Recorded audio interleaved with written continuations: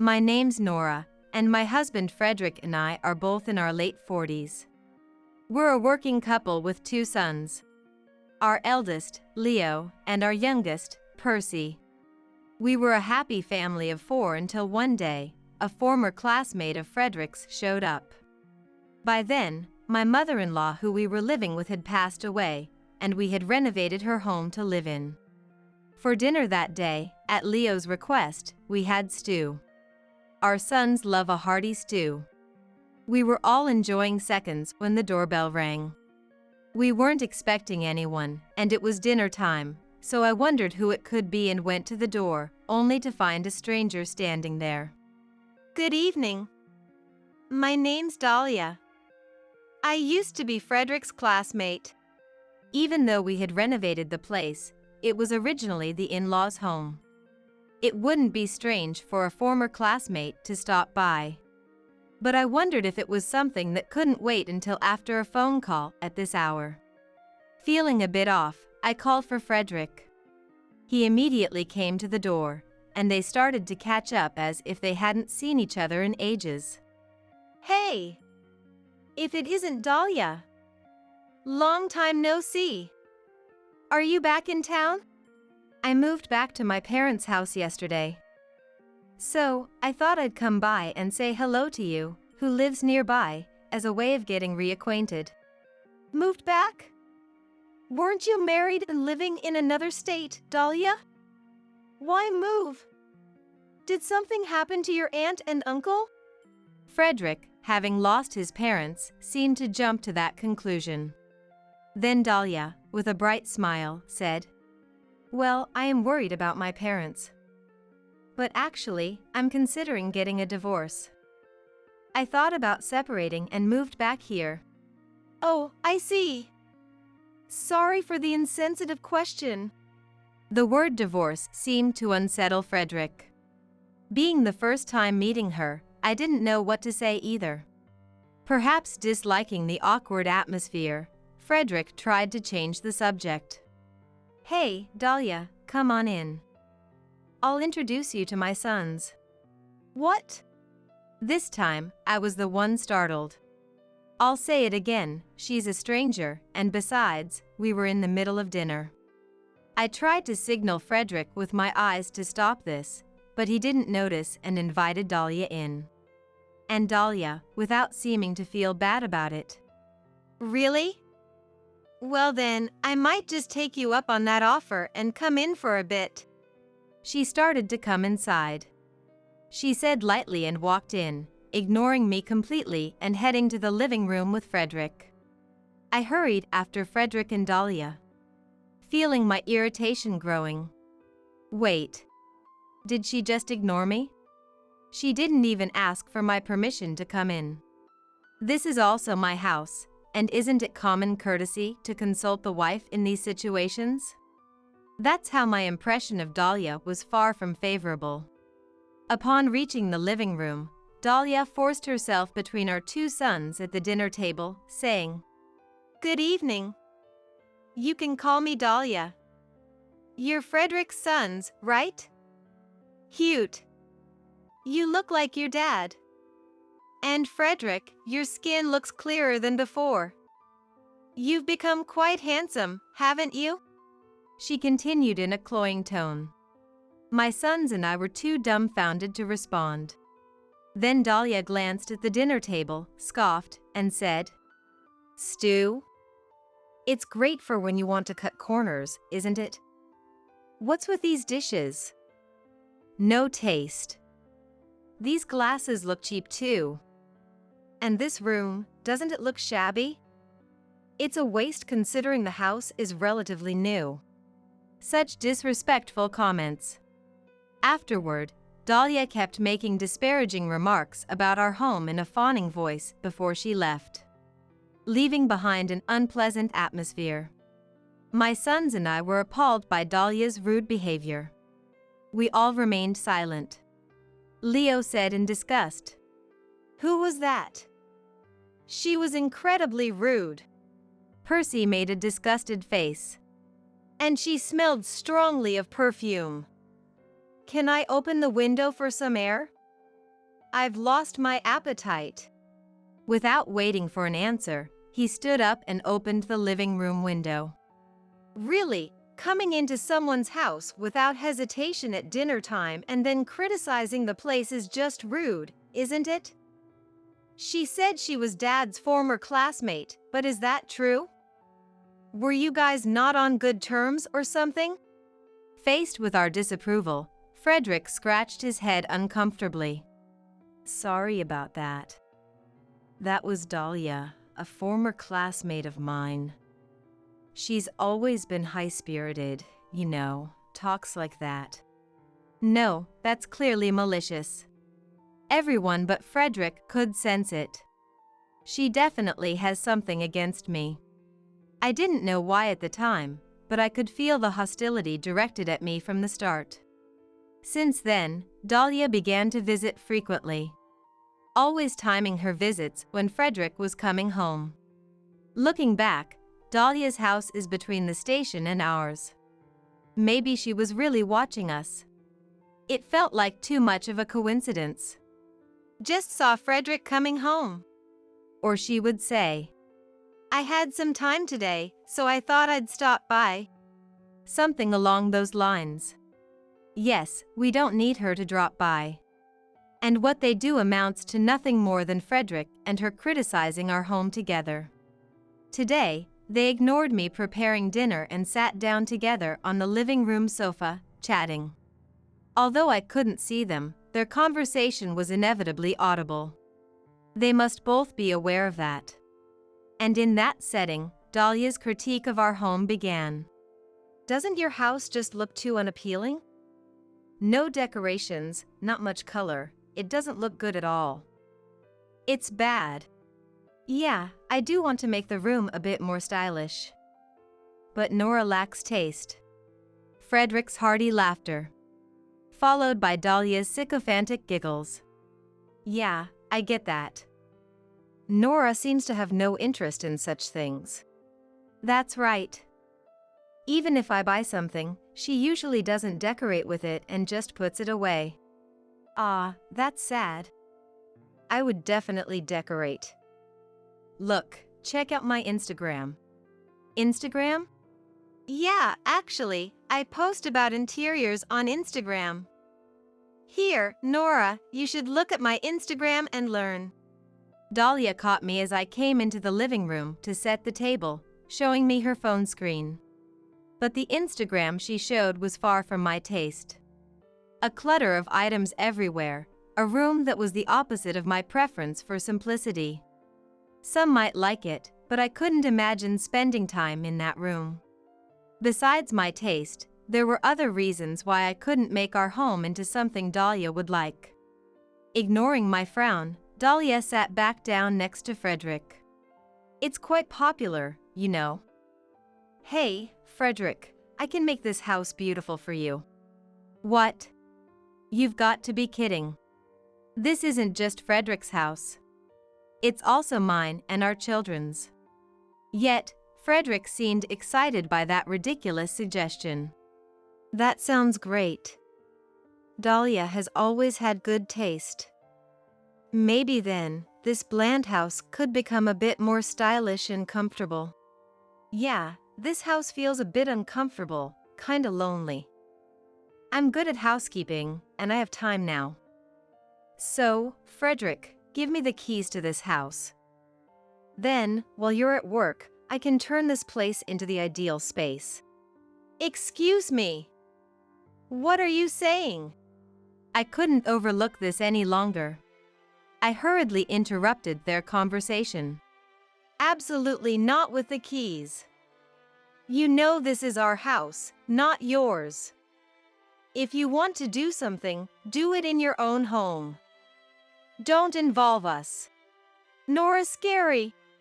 Dahlia exaggeratedly shrugged her shoulders and tried to hide behind Frederick, who was sitting next to her. It was irritating enough, but even more so was Frederick standing up to defend Dahlia. Hey, Dahlia's just trying to be kind, you know? There's no need to be so confrontational. Kind or not, it's none of her business. Think about it.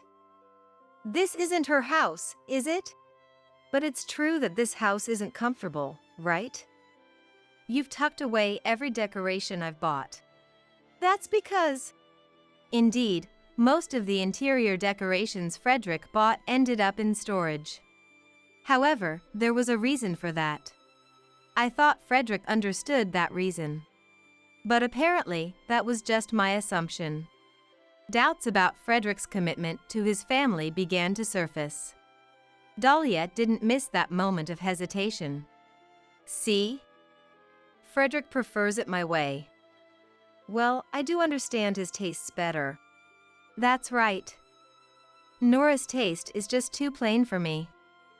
I like things more glamorous. With that, Frederick took out a spare key from the cupboard and handed it to Dahlia. Wait, no. Then, Dahlia, please take care of our house. Frederick ignored what I said and smiled at Dahlia. Without any hesitation, Dahlia took the key. Leave it to me. I could even take care of all the household chores. I know you prefer a housewife who takes care of the housework waiting at home, right? I'll make up for what Nora lacks.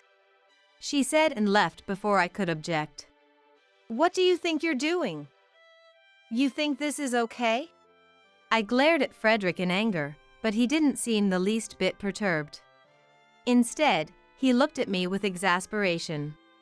Stop nagging. Basically, this house isn't to my taste. I don't care about living with less or whatever, it's too simple and unsatisfying.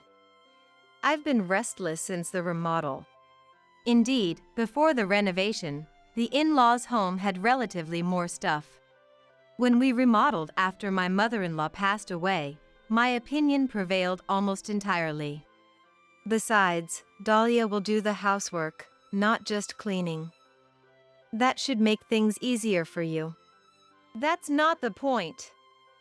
I don't want someone else meddling with our home. Come on. Dahlia has her own issues, like her divorce. If doing our housework helps her feel better, we should help her out. That's why she should do it in her own home. I pleaded over and over and asked to get the key back, but Frederick wouldn't comply at all. And then, starting the next day, Dahlia began to intrude into our home as if she owned the place.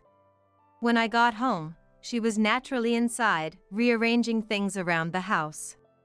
It sounds nice when you say rearranging, but in reality, she was just cluttering up the place with random decorations. Moreover, the clothes were washed with so much fabric softener that it gave me a headache, and the groceries I had carefully planned were all used up in cooking. The dishes she made were all much too heavily seasoned for our taste. What's puzzling is that on days Dahlia was there, Frederick would almost always come home first. It's better than her being alone, but it still didn't feel right. When I got home that day, Dahlia was standing in the kitchen wearing my apron, with Frederick standing beside her. They looked almost like a couple. Are you here again? Really, this is such a nuisance. Please give back the key and leave. But Frederick said it was okay. Oh, I washed these for you. Nora, you're using such a generic detergent. It doesn't even smell, not trendy at all. This is my recommendation. I'll leave it here for you. I don't want it. Please take it back. Oh, and I made dinner too. Today it's hamburgers and, well… Just go home! I had reached my limit. With those words, I forcibly kicked Dahlia out. And then, I decided to put into action a plan I had been contemplating for a while. A few days later, I broached the subject with Frederick. Calmly, so as not to arouse suspicion. Hey, do you really prefer her that much? Then, Frederick, misunderstanding something, leered down at me and replied, "What's this? Jealous? Well, Dahlia is honest and cute. You could learn to be more honest too, Nora." Got it. Actually, I have a business trip next week for about a week. I was thinking of asking Mom to help with the housework, but if she's coming over, no need, right? A week? That's pretty long. But yeah, no problem if Dahlia's here. All right. I'll let Mom know then. At that moment, I had a plan in mind. I briefed the kids, acted as if nothing was wrong, and headed for my trip. When I returned home a week later, the place was a mess. What must have been Dahlia's taste in decorations, fabric ornaments were gathered in one spot, covered in a thin layer of dust. Could dust really accumulate that much in a week? The kitchen sink was piled high with unwashed dishes, and the trash can reeked of decay. Laundry that had been hung to dry indoors emitted a headache-inducing smell of fabric softener. Stunned by the chaos worse than I imagined, my sons came out from the back and said to me, "Mom, welcome back." Shocking, isn't it? Yes. What happened? Dahlia was here, right? She was. Saying she's good at housework was totally a lie. She only does what she likes. And it was gross how she was always clinging to Dad. You were right, Mom. I see. I was prepared for it, but hearing the facts was still hard. I told the boys to wait in their room and went to the living room, where Frederick and Dahlia were, as expected. They looked at me with resentful eyes. The house is in quite a state, isn't it? It's all your son's fault. Dahlia confronted me aggressively. Frederick, too, indignantly came at me. The boys have been nothing but trouble for Dahlia. You must have told them something. I didn't tell them anything. I just said Dahlia would be doing the housework while I was away. That was the truth. I just hadn't mentioned one thing to Dahlia. Now that they're grown up, it doesn't seem like a big deal, but my sons had severe eczema since they were little. They also have dust and mite allergies, so I've always been vigilant about keeping the house clean. I eliminated furniture and decorations that could gather dust. I opted for minimalistic decor with as few fabric items as possible. As a result, the house simply became easier to clean and less cluttered. Laundry detergents with strong scents didn't agree with my son's skin. Percy has a sensitive nose and reacts poorly to strong smells. After much searching for something that wouldn't irritate their skin or allergies, I found the inadequate detergent Dahlia mentioned. I had explained all of this to Frederick, but it seems it went in one ear and out the other. My sons know their own bodies. They know how to protect themselves. They clearly said no to Dahlia's interior decorations and removed the fabric ornaments that were a breeding ground for dust. Looking closer, the laundry was mostly Frederick and Dahlia's. They had been washing their own things. They avoided the living room after Dahlia washed the curtains. All of this is my speculation, but it's probably not far off. I explained everything, one by one, pressing Frederick. Do you understand how careful I've been living for our sons? And have you looked in the mirror lately? You have a lot of acne. Do you know what caused it? Yes, the boy's eczema was inherited from Frederick. Frederick's face was covered in acne. Dahlia probably cooked only the greasy food Frederick liked. I noticed Frederick's eczema when we started dating. Wanting to improve it, I focused on a healthy diet and lifestyle for him. Thanks to that, Frederick's physique improved, and his skin cleared up, but just 1 week of poor lifestyle choices caused his skin to flare up again. The grown-up boys managed their diet by buying vegetable salads or eating vegetables at the school cafeteria, but Frederick, it seems, did not think about such things and enjoyed Dahlia's cooking to his heart's content. Posting about interiors on Instagram? You have the nerve after turning someone's home into this in a week. The moment I entered the house, I was hit by a mix of bad smells. Dust flying everywhere, dishes unwashed. I thought you were good at housekeeping. Stop it! How dare you! After I offered to help with the housework. Your sons are not cute at all. Even after I tried to make the room look nice, they say it smells dusty. They complain about the smell of the laundry I did, and they don't even eat the meals I cook. That's it. I'm leaving. And with that, Dahlia left. Frederick hurriedly followed her. I let the boys know Frederick had left, and as planned, sent them off to our new place. Yes, I had decided to divorce. From Frederick and Dahlia's behavior, it was clear their relationship was more than just old classmates. What would happen if I told them I would be away for a week? They would surely let their guard down and become intimate in the house. I had set up video cameras all around the home.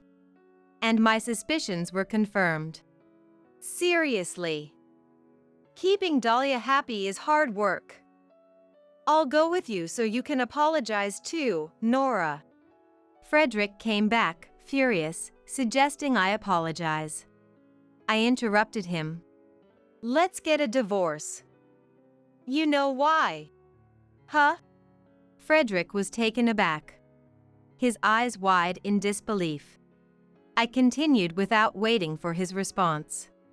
You don't listen to me or the kids, and you're cheating with Dahlia. What are you talking about? Dahlia is just a classmate who helped with housework. I won't be fooled. I have proof. Then, there were the numerous prints from the video evidence. I showed him one of the better-looking photos. Frederick realized he couldn't talk his way out of this. Sorry. We just got carried away after meeting again. It wasn't serious. I don't care whether it was serious or not. You cheated, so we're getting a divorce. That's all. Oh, and I've informed Dahlia's husband too. So, you'll be sued for damages by him. I will too, along with child support. Make sure you fulfill your responsibilities as a parent. Now, I'm off to the new place. New place? What do you mean? I can't stay in a house that Dahlia has dirted, and I was planning to divorce anyway, so I arranged for a new place. The kids and I will move there. We'll discuss the details through lawyers. Take care of yourself. But. I left Frederick behind and hurried to the new place. Everything went as planned. I had already asked the company's legal advisor to recommend a divorce lawyer. The lawyer's office contacted him shortly afterward. Moreover, Dahlia hadn't finalized her own divorce and was receiving spousal support, which infuriated her husband immensely. Our divorce proceeded smoothly, and I received a lump sum for damages. Dahlia was also sued for damages and got a divorce. Disowned by her parents and kicked out of her home, she ended up moving in with Frederick. They are still living together, apparently. From what I've heard, the house is visibly neglected, and Frederick has gained a lot of weight. His skin is always covered in acne, far from a picture of health. I'm now living peacefully with my sons. Both of them understand the importance of maintaining their health and actively help with the housework. I will continue to do my best for my family. I'm Sarah. I married a colleague from work a year ago. My husband, Jeff, can be a bit clueless and not always the sharpest tool in the shed, but he's honest and incredibly kind. Since I'm the type who doesn't sweat the small stuff, our personalities mesh pretty well. Above all, Jeff's deep respect and care for his family were what sealed the deal for me. He especially treasures his mother Amanda, and never misses giving her a birthday gift. I'm really grateful to Mom. I owe her a lot for raising me, he'd say without a hint of embarrassment, which I found utterly charming. I've always adored my own parents and family, so we often talked about continuing to honor each other's families after we got married. Finding out after the wedding that he calls Amanda mommy at home was a shock, but since he sticks to mom in public, I decided it wasn't a big deal. I had met Amanda a few times before the wedding, and she always seemed to command the room like a queen, surrounded by her husband Eddie, Jeff, and Jeff's brother, Carl. I thought having her as a mother-in-law would be challenging, but I was confident in my own resilience and figured I'd manage somehow. Sometime after getting married, we decided to use our summer vacation for a honeymoon trip. Our destination? The long-awaited Anchorage.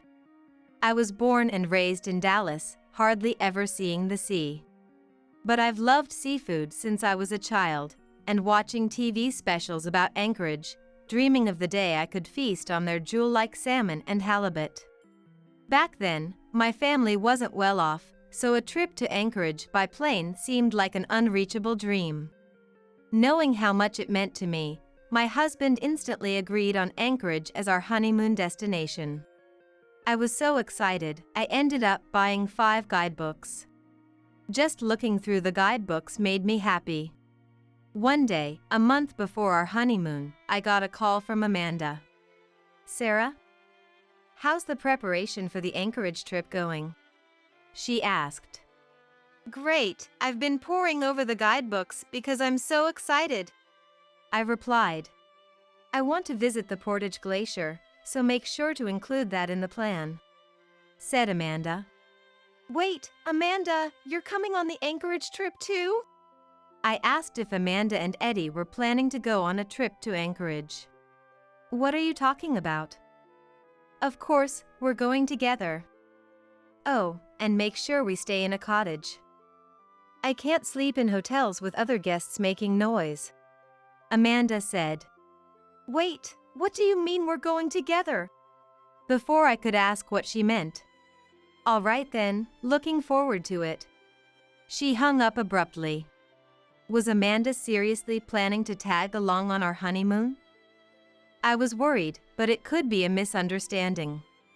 I decided to wait for Jeff to come home and ask him for details. When I talked to Amanda today, she said she's coming with us to Anchorage. What's that about? I asked.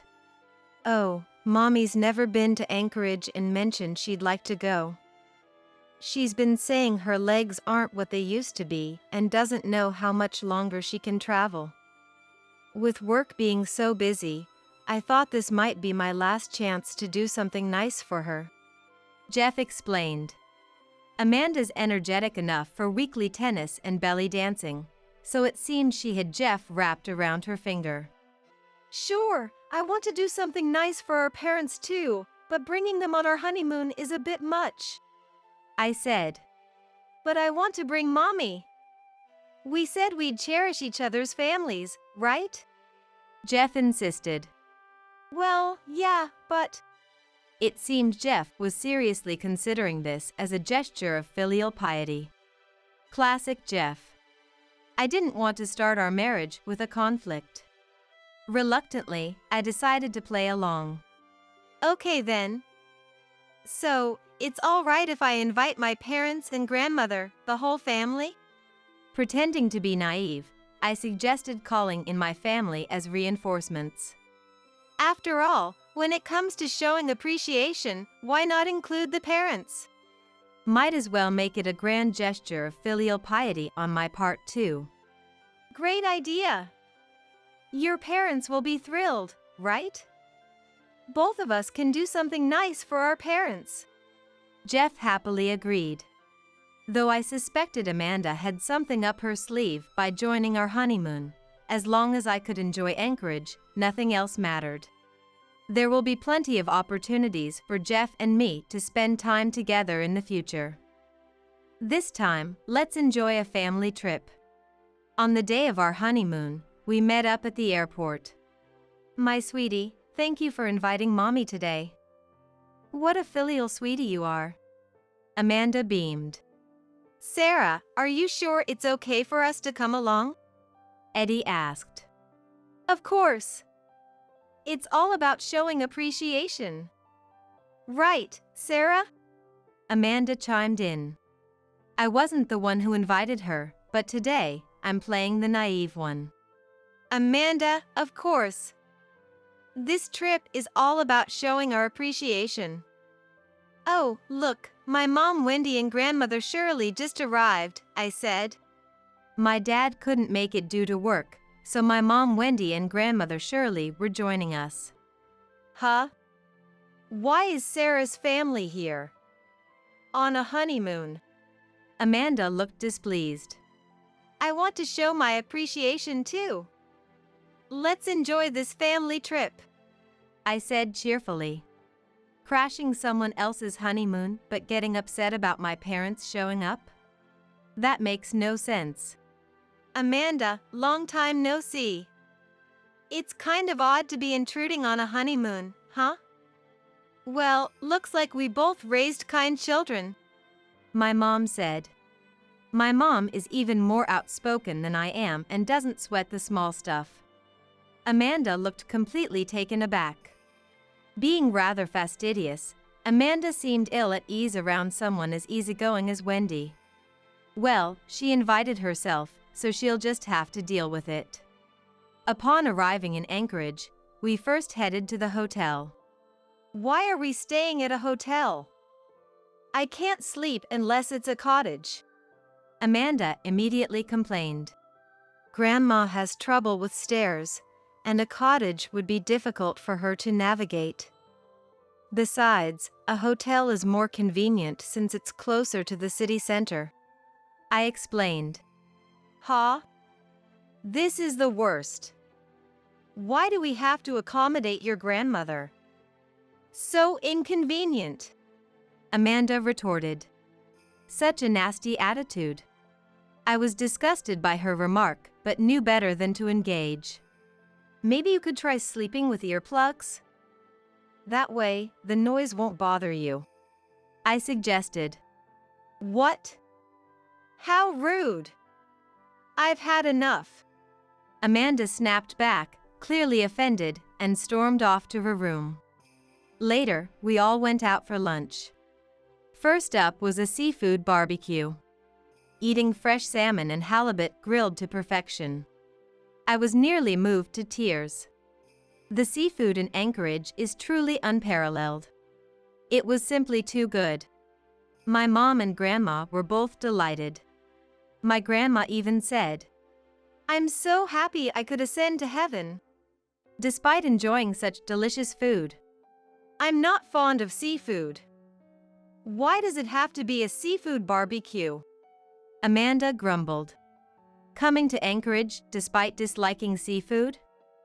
What was she thinking? I wished she wouldn't spoil our happy moment. In the end, Amanda left most of her barbecue untouched after just one bite. Such a waste. It was disrespectful to the restaurant. Then, Amanda, you hardly ate anything. Let me have it. Don't worry, I'll avoid the parts you've touched, my mom said. What? You're going to eat my leftovers? Please, don't. Without paying any heed to Amanda, my mom quickly finished everything. Amanda looked utterly disgusted, viewing my mom as if she were some beast. I secretly applauded my mom's unintended act of vengeance. Then, when discussing where to go next, I want to visit the Anchorage Museum, Amanda declared. It involves a lot of walking, which might be difficult for Grandma with her bad legs, I mentioned. Then Shirley can just stay at the hotel. It takes too long to walk with someone who has difficulty moving, Amanda coldly suggested. I was infuriated by her mean-spirited comment. Stop it, that's rude, Eddie chastised Amanda. Yet, Amanda persisted. But we want to see as much as possible on our trip, don't we? Adding more snide remarks.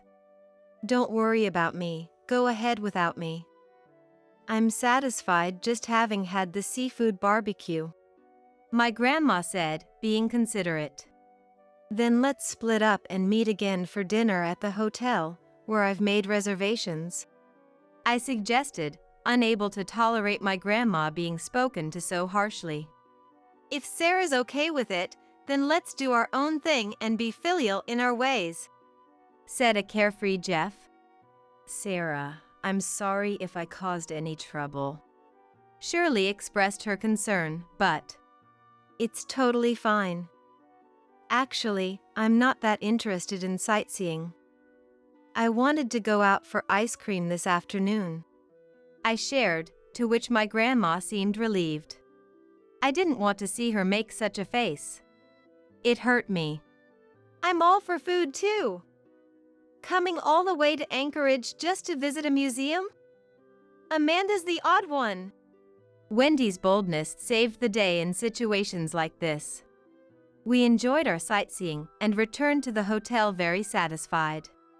When we arrived at the restaurant for dinner, Jeff and his party were already there. Jeff and Eddie looked somewhat tired. Amanda complained throughout the meal. Steak? I would have preferred pizza. She grumbled continuously. I had had enough. Amanda, constantly complaining will make even the tastiest food tasteless. You can't enjoy yourself with that expression, or was it your face to begin with? I let it slip. Oops, my natural side showing. How dare you? You're a daughter-in-law and you think you could be behaving like this. Amanda fumed, her face turning red. Enough is enough. We are guests on your honeymoon, Eddie interjected. Humph. With that parting shot, Amanda stormed off to her room. People actually say humph in real life. Wendy couldn't help but add her 2 cents. The next day, when we were discussing today's plans, we'll be going around with my sweetie again today. Where shall we go, I wonder? Amanda announced. We were all too happy to agree since we didn't want to accompany Amanda. Soon after splitting up for sightseeing, Jeff came over to us. Sarah, I was hoping to spend today with you guys, if that's okay? He said. Is it okay with Amanda? I asked. Well, Mommy has been in a bad mood, complaining nonstop wherever we go. Yesterday wasn't fun at all. Dad said I should go out with you guys today, so can I join? Jeff explained. It was our honeymoon, so it wasn't a problem for Jeff to join. Why don't you two go out by yourselves, since it's your honeymoon?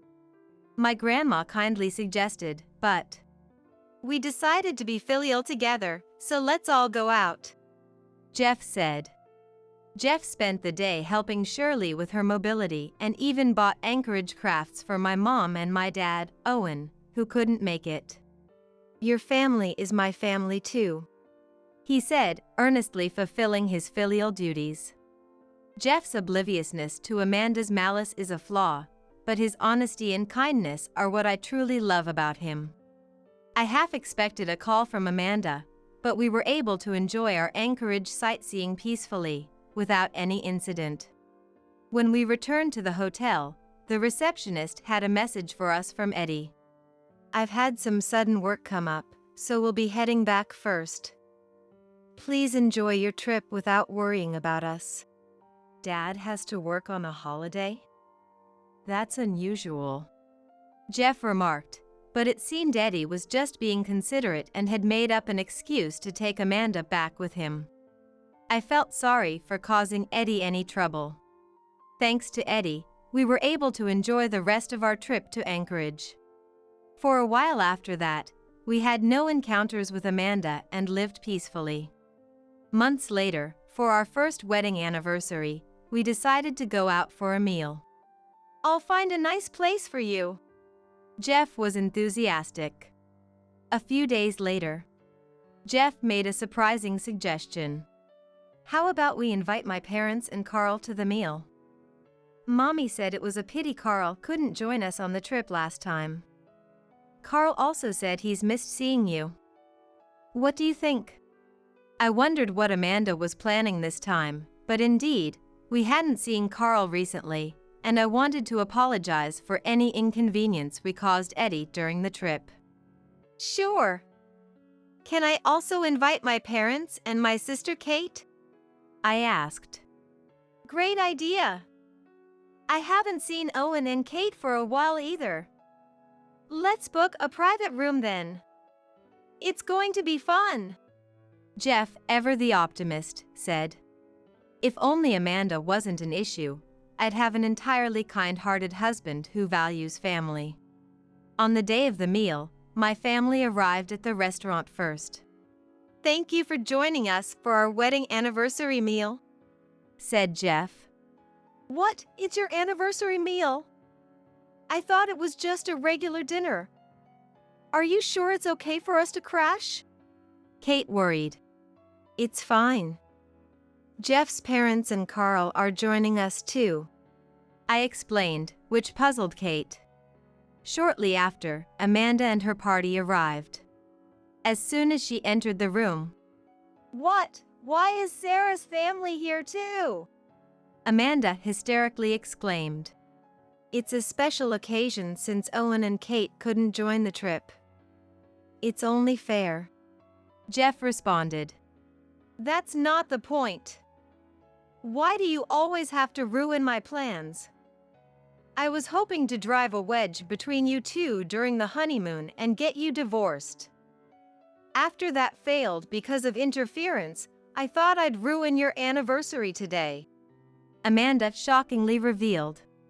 Though I suspected she was up to something, I never imagined it was to this extent. Such malice was beyond belief. Why? You're a kind person, Mommy. Why would you say such things? Jeff was genuinely shocked. Believing Amanda was genuinely kind. Bro, what are you talking about? That's who Mom is, right? Like the epitome of everything bad about women. Mom likes playing the good mother in front of you because she loves her sweet, naive son. But seriously, you should have noticed, Jeff. Even for someone who's a natural airhead as you, there's a limit. Carl chimed in. While Jeff was naturally naive, Carl appeared to be more grounded. What? Carl, how can you say such a thing? Amanda shrieked, but enough is enough. Jeff and Sarah aren't going to divorce. The ones divorcing are us, said Eddie. What? Us? Amanda faltered. I've had enough of your antics. I intended to see our marriage through to the end, but if you're going to trouble Sarah as well, that's the last straw. Let's get divorced, Eddie declared. Why me? It's Sarah's fault. She's stealing my sweetie. Amanda continued her tirade. Everyone, I apologize for the disturbance today. We'll be taking our leave now, Eddie said, forcibly taking a noisy Amanda home. Everyone was left dumbfounded by the turn of events. I had been ready to confront Amanda if she caused any trouble, but I never expected this outcome. Why? Jeff seemed deeply shocked. Dad's right to want a divorce. And today was your wedding anniversary? You shouldn't have invited Mom of all people on such a day. What were you thinking, bro? Carl remarked. Since we had already made reservations, we decided to proceed with our meal. During the meal, Carl lectured Jeff, discussing Amanda's malice that Jeff had been oblivious to, and Jeff seemed very remorseful. Sarah, I'm sorry for not noticing before. He apologized. It felt like a victory over Amanda without even having to fight. Carl, saying she's like everything bad about women condensed into one person was spot on. I had a hard time holding back my laughter. My mom chimed in. You're pretty funny yourself, too. Carl and Wendy hit it off. Despite everything, it seemed our families grew closer as a result. While it was an unexpected turn of events for our families, it was heartwarming to see both families getting along so well. Amanda and Eddie eventually divorced. Excluding Amanda, both families became very close, often dining and traveling together. Jeff and I, who value family, were happy about the improved family relations. I'm Isabella. I really dislike my parents. What bothers me the most is their obsession with what others think. They use their affectionate behavior towards me to win over people's approval. It seems like that's all that matters to them. So, at home, they were very strict with me. I was constantly nagged about etiquette and how to speak properly, down to the smallest detail. Naturally, I rebelled against that, but they never listened to what I had to say. All that mattered to them was appearing as good people in the eyes of others. They wanted me to play the role of a quiet, well-behaved child. As a young girl, I just convinced myself that it was how things were supposed to be. How long would I have to endure this? Would I have to live with this dissatisfaction forever? I want to get out of this house as soon as possible. Even as a child, I was consumed by this thought. But unexpectedly, a turning point came much sooner. It was when I was in elementary school. My sister Chloe was born. And she was much more pretty than me. It was only a matter of time before our parents' interest shifted from me to her. Eventually, all their love and attention fully turned to her.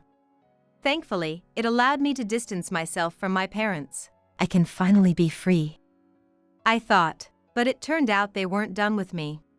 I realized it during my senior year of high school. It was when I told my parents I wanted to get a job. Of course, I had always thought about leaving home since I was little. Graduating high school was my chance to leave. I had been looking forward to that opportunity for so long. But then, my father said something completely unexpected. No way!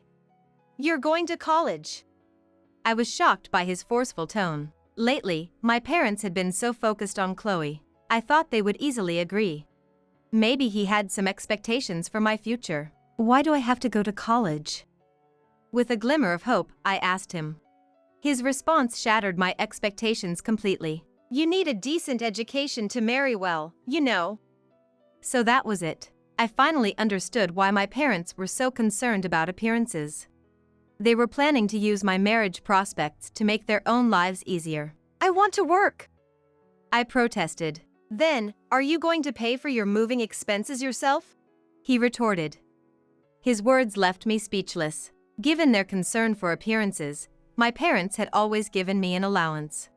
But I didn't have enough to afford a move. Moreover, my high school prohibited part-time jobs. There was virtually no way for me to earn the moving expenses myself. He knew it, which is why he said it. As I struggled to respond, he laughed. We've spent quite a lot on raising you. Maybe you should pay us back for that? That's... If you don't like it, go to college.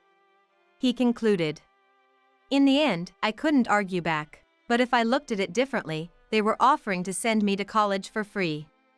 As much as they might want to, they couldn't just force marriage or arranged matches on me against my will. So, I decided to obediently go to college, and then escape after graduation. After that, I enrolled in a local college. But since my education was just for the sake of appearances, I wasn't allowed to live alone.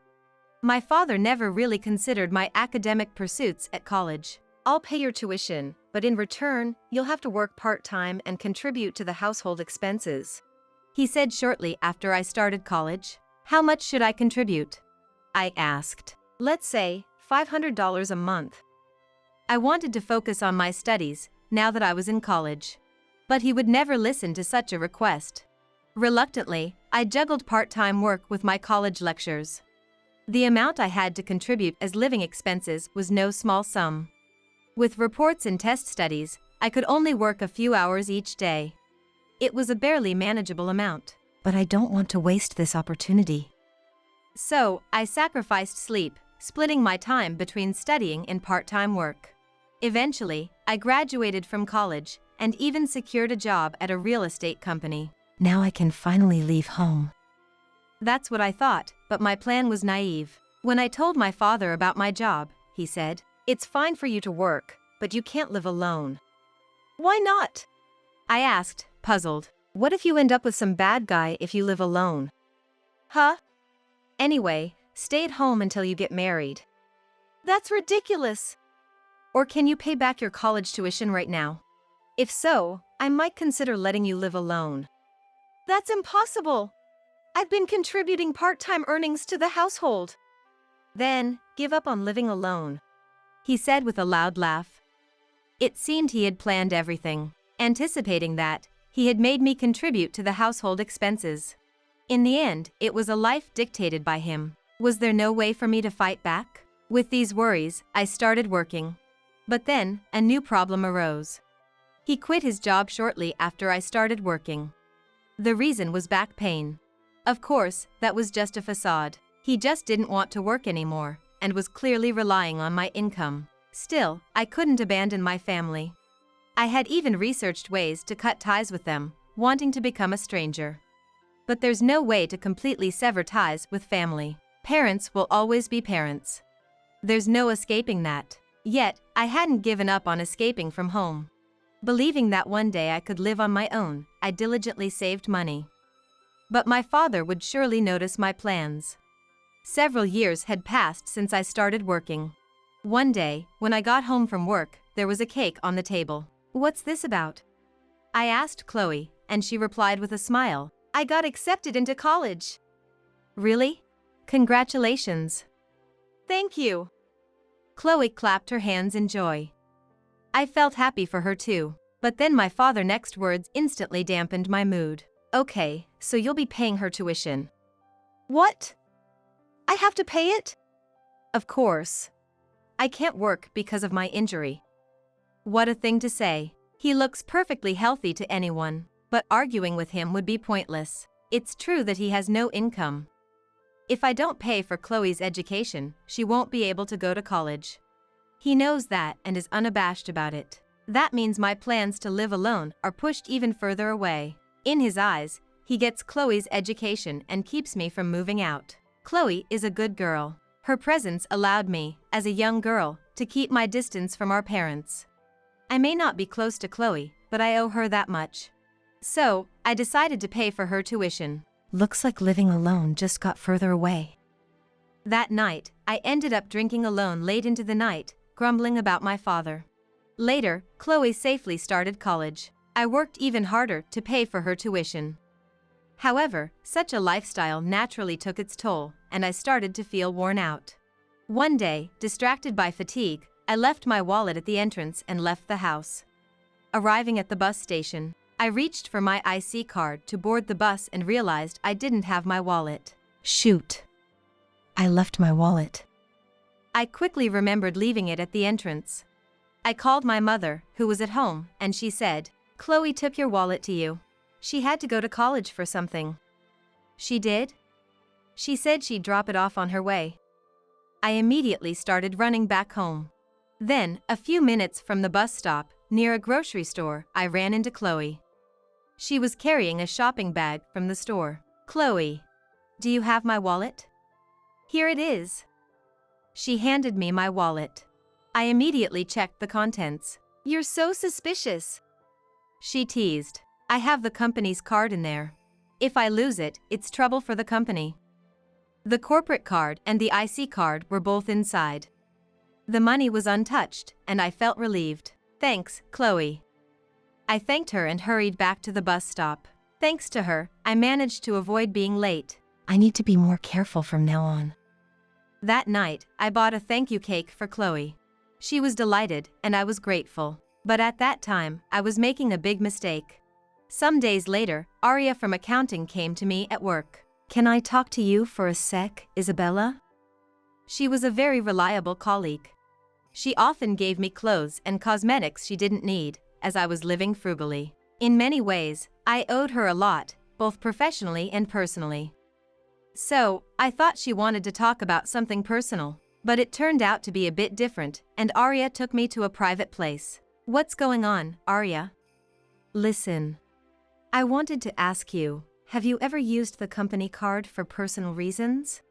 The company card she referred to was the corporate card.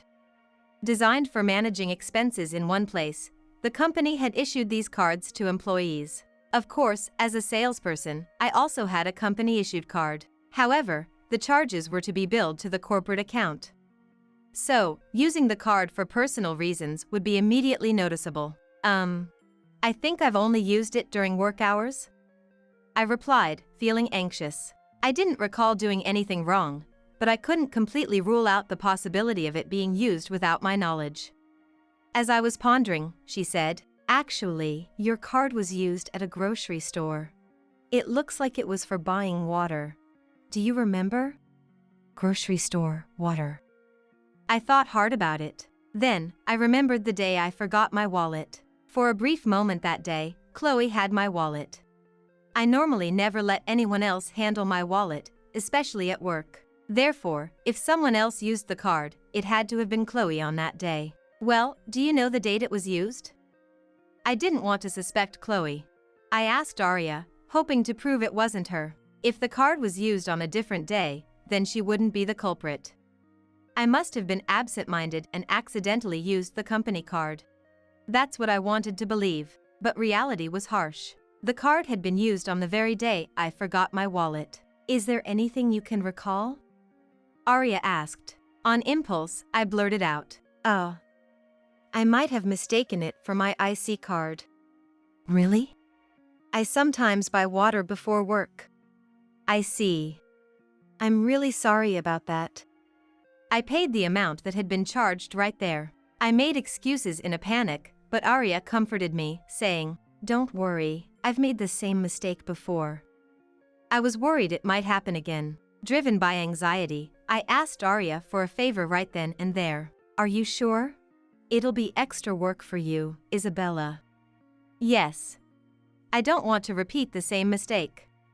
"Okay, I'll take care of it." "Thank you so much." Thus, I managed to avoid turning it into a big issue. But I knew there wouldn't be a second chance. If something similar happened again, it would surely be a major problem. That's why I took the initiative. That incident was a significant turning point for me. I had always thought Chloe was a good girl, but she was a child doted on by our father. She never rebelled against him. If she's aware of everything, maybe she's just pretending to be good, not just outside the house, but in front of me as well. At that moment, I found her smile strangely frightening. My parents were trying to use me for their own benefit. So, I was already cautious of them, especially my father. But now, I had to be wary of Chloe too. What should I do? The thought of living with my parents and Chloe became scary. I had always wanted to leave, but now more than ever. After much thought, I confided in my boyfriend, Timothy. "Why don't we get married then?" he said casually. I was at a loss for words. He smiled. "If we're married, you can leave your house. I'm a civil servant, so they probably won't object." That's true. He and I were classmates in college. We'd been dating for over 5 years, and I had been thinking it might be time. But I had my family to consider. I couldn't easily say yes to marriage. However, I had told him about my family's problems. He had listened and advised me on various things. Despite all that, he was still willing to marry me. Please, I'd appreciate it.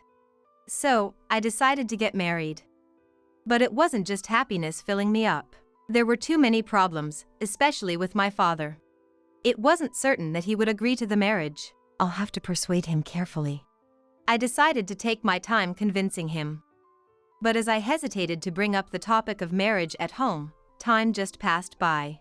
Half a year went by like that. I need to say something soon, I thought to myself. Then, unexpectedly, my father and I got into an argument. "Enough!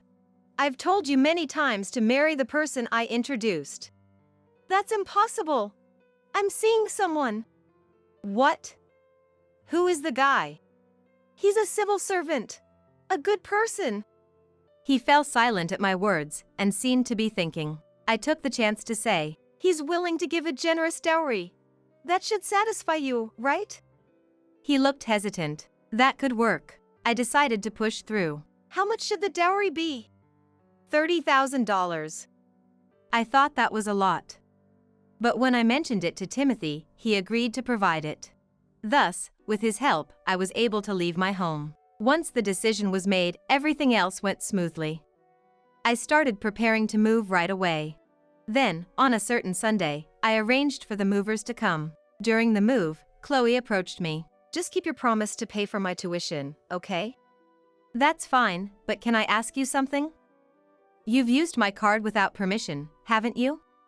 Oh, you found out, huh? She said, without any sign of remorse. I had tried several times to confront her about the truth, but never got the chance. I gathered my courage to ask, but it seemed like no big deal to her. Using someone else's card is a crime. Do you understand that? It's fine, we're family, aren't we? She replied, showing no guilt. I was infuriated. I'll deposit the tuition money into the designated account. But that's it. Consider it severance. Huh?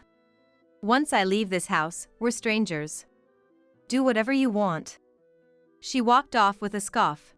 Later that evening, when the moving was done, I went to the living room where my father was waiting. Where's the money? It's always about money with you. Here it is.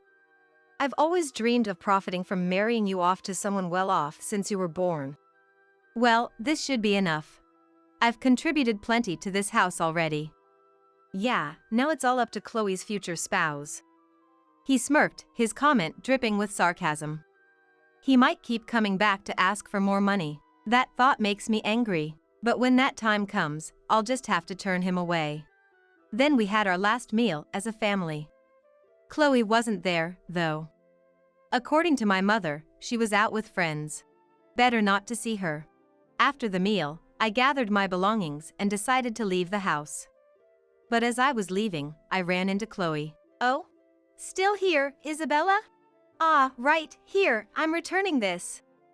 Without a word, she handed something over. I looked down and saw it was the company card. I quickly checked my wallet. Only realizing now? I took it when I was in your room. You're so clueless. I clenched my teeth. Clearly, she had used it without permission. That's when it hit me. Chloe brazenly admitted. I used your card for drinks and meals for about 100 people, so check it up. Then, without being asked, she started telling me all about it. She talked about a reunion she had and going to an all-you-can-eat, one thing after another. She even mentioned choosing an expensive restaurant, thinking about the card's limit. That really made me angry. So, I retorted, "Who are you, exactly?" What? You were serious about us being strangers once you left home? But what about the tuition fee? She kept bothering me about it. The bank card for the tuition fees has been given to Dad, I said, and quickly walked away. Afterwards, I joined Timothy and started our new married life. Nothing much changed, though. I continued working, and the only real change was our home. But that was the biggest change for me. I was filled with a sense of freedom I had never felt before. I hoped this happiness would last a long time while enjoying life with him. About half a year went by. One day at work, Chloe showed up. You're here. Come out. She caused a scene at the company reception. Hearing it, I rushed to the reception. Chloe. There you are. What do you think you're doing, you liar? She yelled the moment she saw me. She started shouting at me, showing me her bank card. I got a call saying the tuition couldn't be withdrawn, and I was embarrassed, you know. What are you talking about? I made sure to deposit it. Huh? But it clearly hasn't been withdrawn.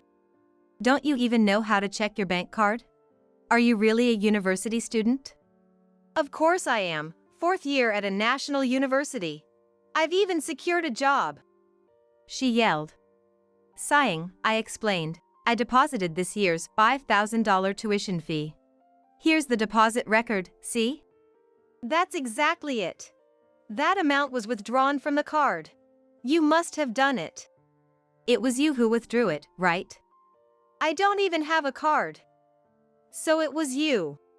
But I heard you paid for foods for 100 people with it, didn't I? Foods? What foods? Don't you remember paying for an all-you-can-eat for 100 people with the card? As I questioned her, her face turned pale. In a panic, she started making excuses. I used your company card, but it's a corporate card, so. Clearly, she didn't understand. So, I explained to her carefully. A corporate card withdraws from the corporate account. That's correct knowledge. So, the card I used was… But once, someone used my card without permission. So, I had the withdrawals changed to my personal account. Personal account? What I had was indeed a corporate card. That was when I realized. The withdrawals were being made from my personal account, not the corporate account. That setup, while involving more paperwork for expense claims, allowed for private use of the card. Essentially, it eliminated the need to carry multiple cards. Plus, if someone else used it, the company wouldn't suffer any damage. Meaning, when she paid for the drinks, it was already set to withdraw from my personal account. So, the amount for the drinks is gone. It's your responsibility since you used it. What about the university tuition? I paid what was asked of me. You'll have to figure out the rest. With that, she began to make even more noise. Eventually, the police arrived and restrained her. No! That's not me. What do you mean? You admitted to using my card.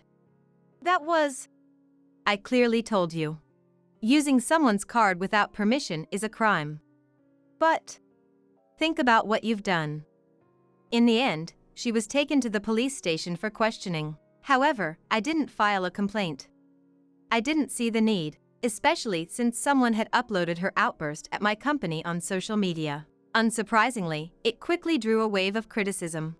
She ended up being expelled from her university. After that, my parents, who concerned about appearances, moved to the countryside with her. It seemed they thought they could escape the scandal by leaving town. Their plan was to find a marriage partner for Chloe there and then extort money from him. But given their bad characters, it was unlikely to work. I heard they quickly got into trouble with Chloe's new partner. Isabella! We're being sued for damages! Help us! My father contacted me about a month after I moved. Causing trouble within just a month, they would likely repeat the same mistakes. I'm sorry, but if you come to our house, I'll file a complaint about the previous incident. Be prepared for that. After I said that, he stopped contacting me. But with no money and no job, I couldn't help but worry. So, I had a private investigator secretly check on them, and they turned out to be working together at a logistics warehouse. Apparently, it was the company of the person Chloe had clashed with. They must have been told to work off the debt if they couldn't pay it. Hearing they were working long hours in a gloomy warehouse, I felt a bit relieved. They should be able to pay off the damages and earn their living expenses. I decided to let them fend for themselves and keep working. Meanwhile, Timothy and I continued our happy married life. My job was going well, and my sales performance was steadily improving. With no family around, money was accumulating. All that good fortune made me a little apprehensive about the future. But for now, I want to fully enjoy this happiness I've finally attained with Timothy. Oh, you're the famous photographer. Are you here for a shoot today? The woman in front of me stared at me excitedly. She, whom I met at the beach during clamming season, seemed to know I was a photographer. Despite being busy playing in the sand with her family of 3, she listened to my story with great interest. It's deeply moving to recall my early days as a photographer, when I struggled to gain credibility and couldn't get any assignments. When I told her I was here for a shoot, she eagerly volunteered to be my subject. But could you please make sure not to show my child's face? She said this, pointing to a cute little girl. The girl, about 2 or 3 years old, looked at us with wide, round eyes. Of course. What about you? As I asked, the father looked pale and darted his eyes around, repeating vague responses. It's understandable, I guess. After all, the father building a sandcastle with the girl is my husband. My name is Sophia. A 30-year-old freelance photographer. Most of my work involves school events and weddings in the area. I capture moments brimming with smiles and friendship, sharing them through my photos. It's not just about taking pictures, but about capturing people's memories and emotions, sharing happiness. Capturing these joyful moments of people is my job and my passion. But my life's shutter stopped in an instant due to an unforeseen event. My husband, Oliver, was a busy businessman. Involved in developing leisure facilities and tourist spots, he traveled all over the country. Though we rarely had time together, the moments we shared were special. Even the briefest times with him, his smiles were what kept me going. I never intended to quit my photography. We promised to support each other, build our careers, and got married. I took the opportunity to work style from traveling around the countries to work from home. Starting with posting landscape and permitted portraits on social media. As virtual galleries and online exhibitions expanded my reach, not just among publishers and peers but also among a general audience, my followers rapidly increased. On social media, where I could do live streams, I began to earn from talking shows and explanations about my photographs. It was fulfilling and enjoyable that I told the backgrounds or discussed techniques sharing my photos. Steadily growing my followers, I balanced outdoor shoots with social media promotions. Oliver was still constantly on business trips. I inevitably spent more time with my in-laws, James and Emma, who showed interest in my social media activities. Teaching them how to use smartphones and social media, we grew closer, and they often tuned into my photos and live streams. Both are wonderful people who ensure my fulfilling days. The company kept me from feeling lonely while my husband was away. However, there was a significant void in our lives. We couldn't have children. Despite numerous tests, it just wasn't happening. As we both wanted kids, we were upset because we just couldn't seem to have a baby for years. And it started affecting us. Oliver, who once supportive, grew tired of the financial strain and frequent hospital visits, and became increasingly discouraged about infertility treatment. At that time, his project enters the climax, so he stays away from home for days, traveling around the countries. It was clear that his focus shifted from our childlessness to his challenging work. His concern for my inability to conceive diminished, replaced by work talks. I felt lonely but tried to understand his busyness. Yet, no matter how understanding, we weren't emotionally close. Yesterday, I had a meeting with a client, and it looks like a new project is starting. I'll probably be away for a while starting next week. He said this, taking shirts and other laundry from his large suitcase. I had just gotten back home, but still, I hurried to start the washing machine for them.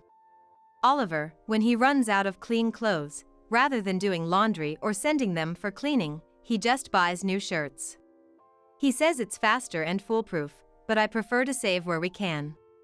So, what about the hospital? That's impossible. I have to go too, right? I can't take off work, and next week is a no-go for me.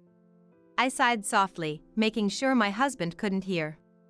I had made a hospital appointment, but there's nothing I can do if he's out on a business trip. It would be inconvenient for his company, and I was happy that his hard work was being recognized. I didn't want to be a nuisance. Well, but I'm busy too, and it's tough. You also out working on a shoot, right? Let's both keep up the hard work. Yeah. Take care of yourself too, Oliver. I was dismissed so easily, yet I didn't speak my mind. Maybe he doesn't want kids anymore. But I'm too scared to ask if that's really the case. Should I just accept it quietly, or should I bring it up, even if it's roundabout? I'm torn. I'm good at capturing people's joy and sorrow through my camera.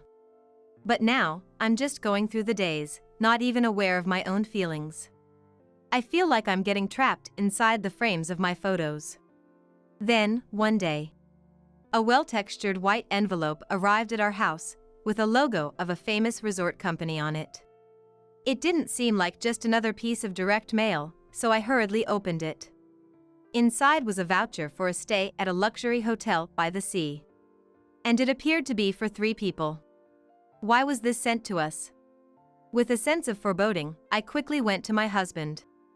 Oliver, this came in the mail. Do you know anything about it? Of course, I wasn't accusing him from the start. I made sure to ask in a way that didn't sound confrontational, just casual. He stopped reading his newspaper and looked at me.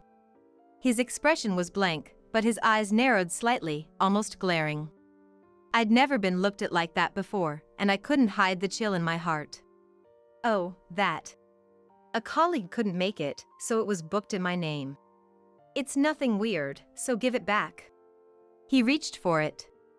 Without saying a word, I handed over the envelope and tickets. Oliver snatched them from me. But when he saw the name on it, he looked back at me, clearly annoyed this time. This is addressed to me, right? Don't open my mail without asking. I was taken aback and quickly apologized. But with my husband in sales, various DMs arrive. I've been disposing of the ones that come home without much thought, so I was surprised at his reaction. I'm sorry. I didn't know if it was direct mail, just wanted to check. I'm here today, you could have just asked me. He took the envelope to his room, and I couldn't ask any more about the tickets.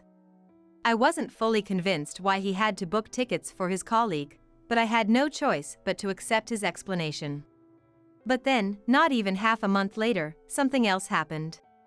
It was May, approaching our wedding anniversary. We were supposed to gather at the in-laws' house, but he suddenly announced a long business trip. At first, I was speechless and confused. A business trip? On our wedding anniversary? In my job, I often get requests for family portraits or landscape photography. But I had plans, so I had taken the day off. Normally, a regular company, including Oliver's, would be off on Memorial Day. At least, his company should be closed as usual. He shrugged his shoulders lightly and forced a smile. It was a sudden decision, had to be done. I can't help but work through the holiday, so please go to the gathering for me. I know he's proud of his job and has been serious about his career since before we got married. But gradually, I find myself less convinced by his reasons for work and business trips in those casual moments. In the end, he just pulls along his favorite suitcase and leaves for work. Although they were angry at his attitude, because his call was so late that it was close to our wedding anniversary, they tried to make me comfortable. Sorry for making you free up your schedule in vain.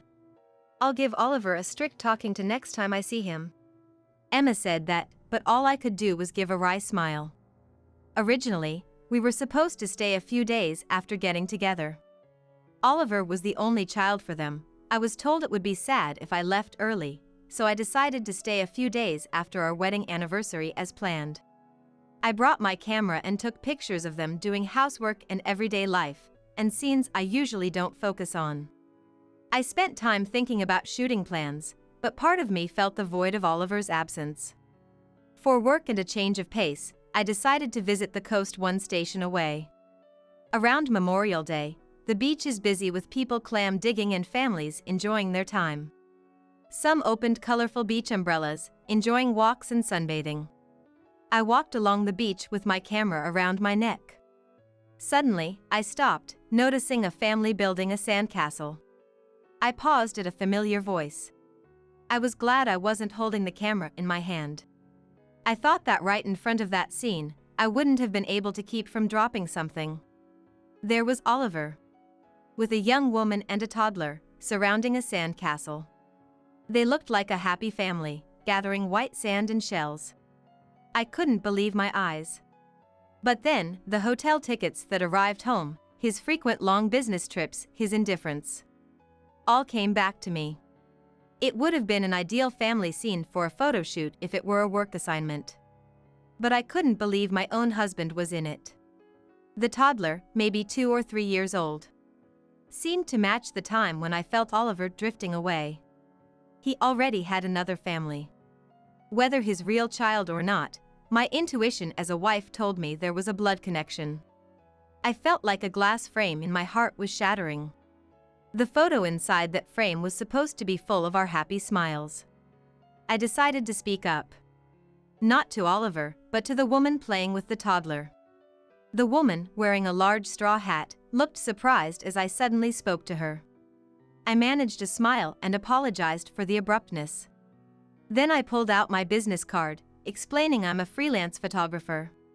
My card only had my professional name, but also included my social media contact details. The woman looked interestedly at the card, then started searching for me on her mobile phone. Meanwhile, Oliver, fully aware of me, stared frozen at a point on the sand. Would you mind if I take a photo of your family? I sometimes do live streams showing photography tips. What? Sophia, I know you. I follow you. You post tips for mobile photography, right? She was excited, unaware of my situation, happy to be approached by a minor celebrity on social media. I was surprised she was a follower, but her enthusiasm seemed to extend to agreeing to a live stream as well. When I boldly invited her, she was all in before I could finish. Of course! Exclaimed, overjoyed. I felt guilty for deceiving, but my goal was to somehow document the other family Oliver had. Can you teach me some photography tricks for mothers? Oliver, you're okay with that, right?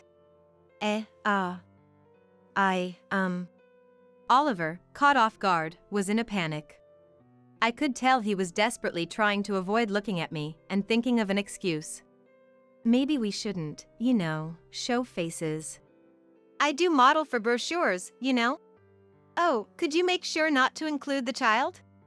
Later I learned that the other woman, Amelia, was a model he met through his company's PR work. Of course, I agreed, carefully adjusting the mobile phone camera to keep the child out of the frame. I set up for immediate streaming and started a live broadcast under the guise of teaching Mother Amelia. With the child out of the picture, Oliver, who was attending to her, became the center of the screen. His strange smile was interpreted positively by viewers, quickly spreading as him being cute but nervous. After the live stream, I thanked them and left. But it wasn't long before Oliver chased after me and stopped me. He had left Amelia and the child behind. I just asked him, "What are you thinking?" But he just stood there, sullenly silent. Probably, being with Amelia was awkward, so he ran to me. What did he intend by stopping me?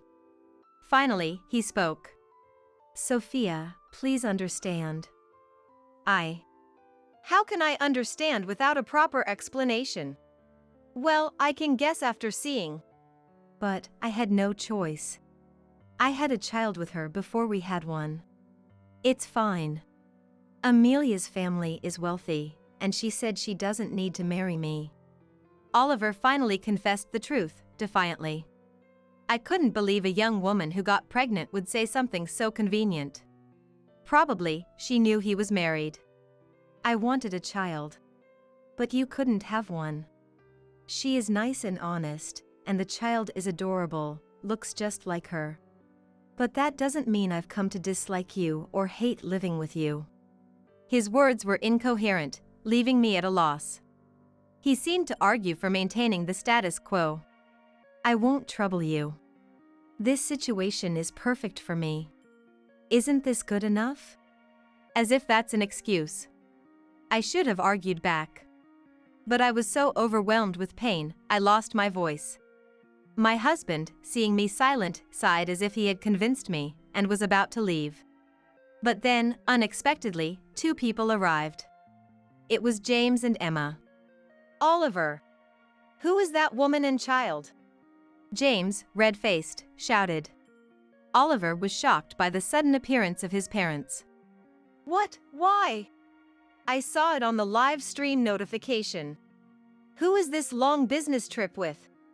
Skipping home visits, with an unknown woman, and even a child."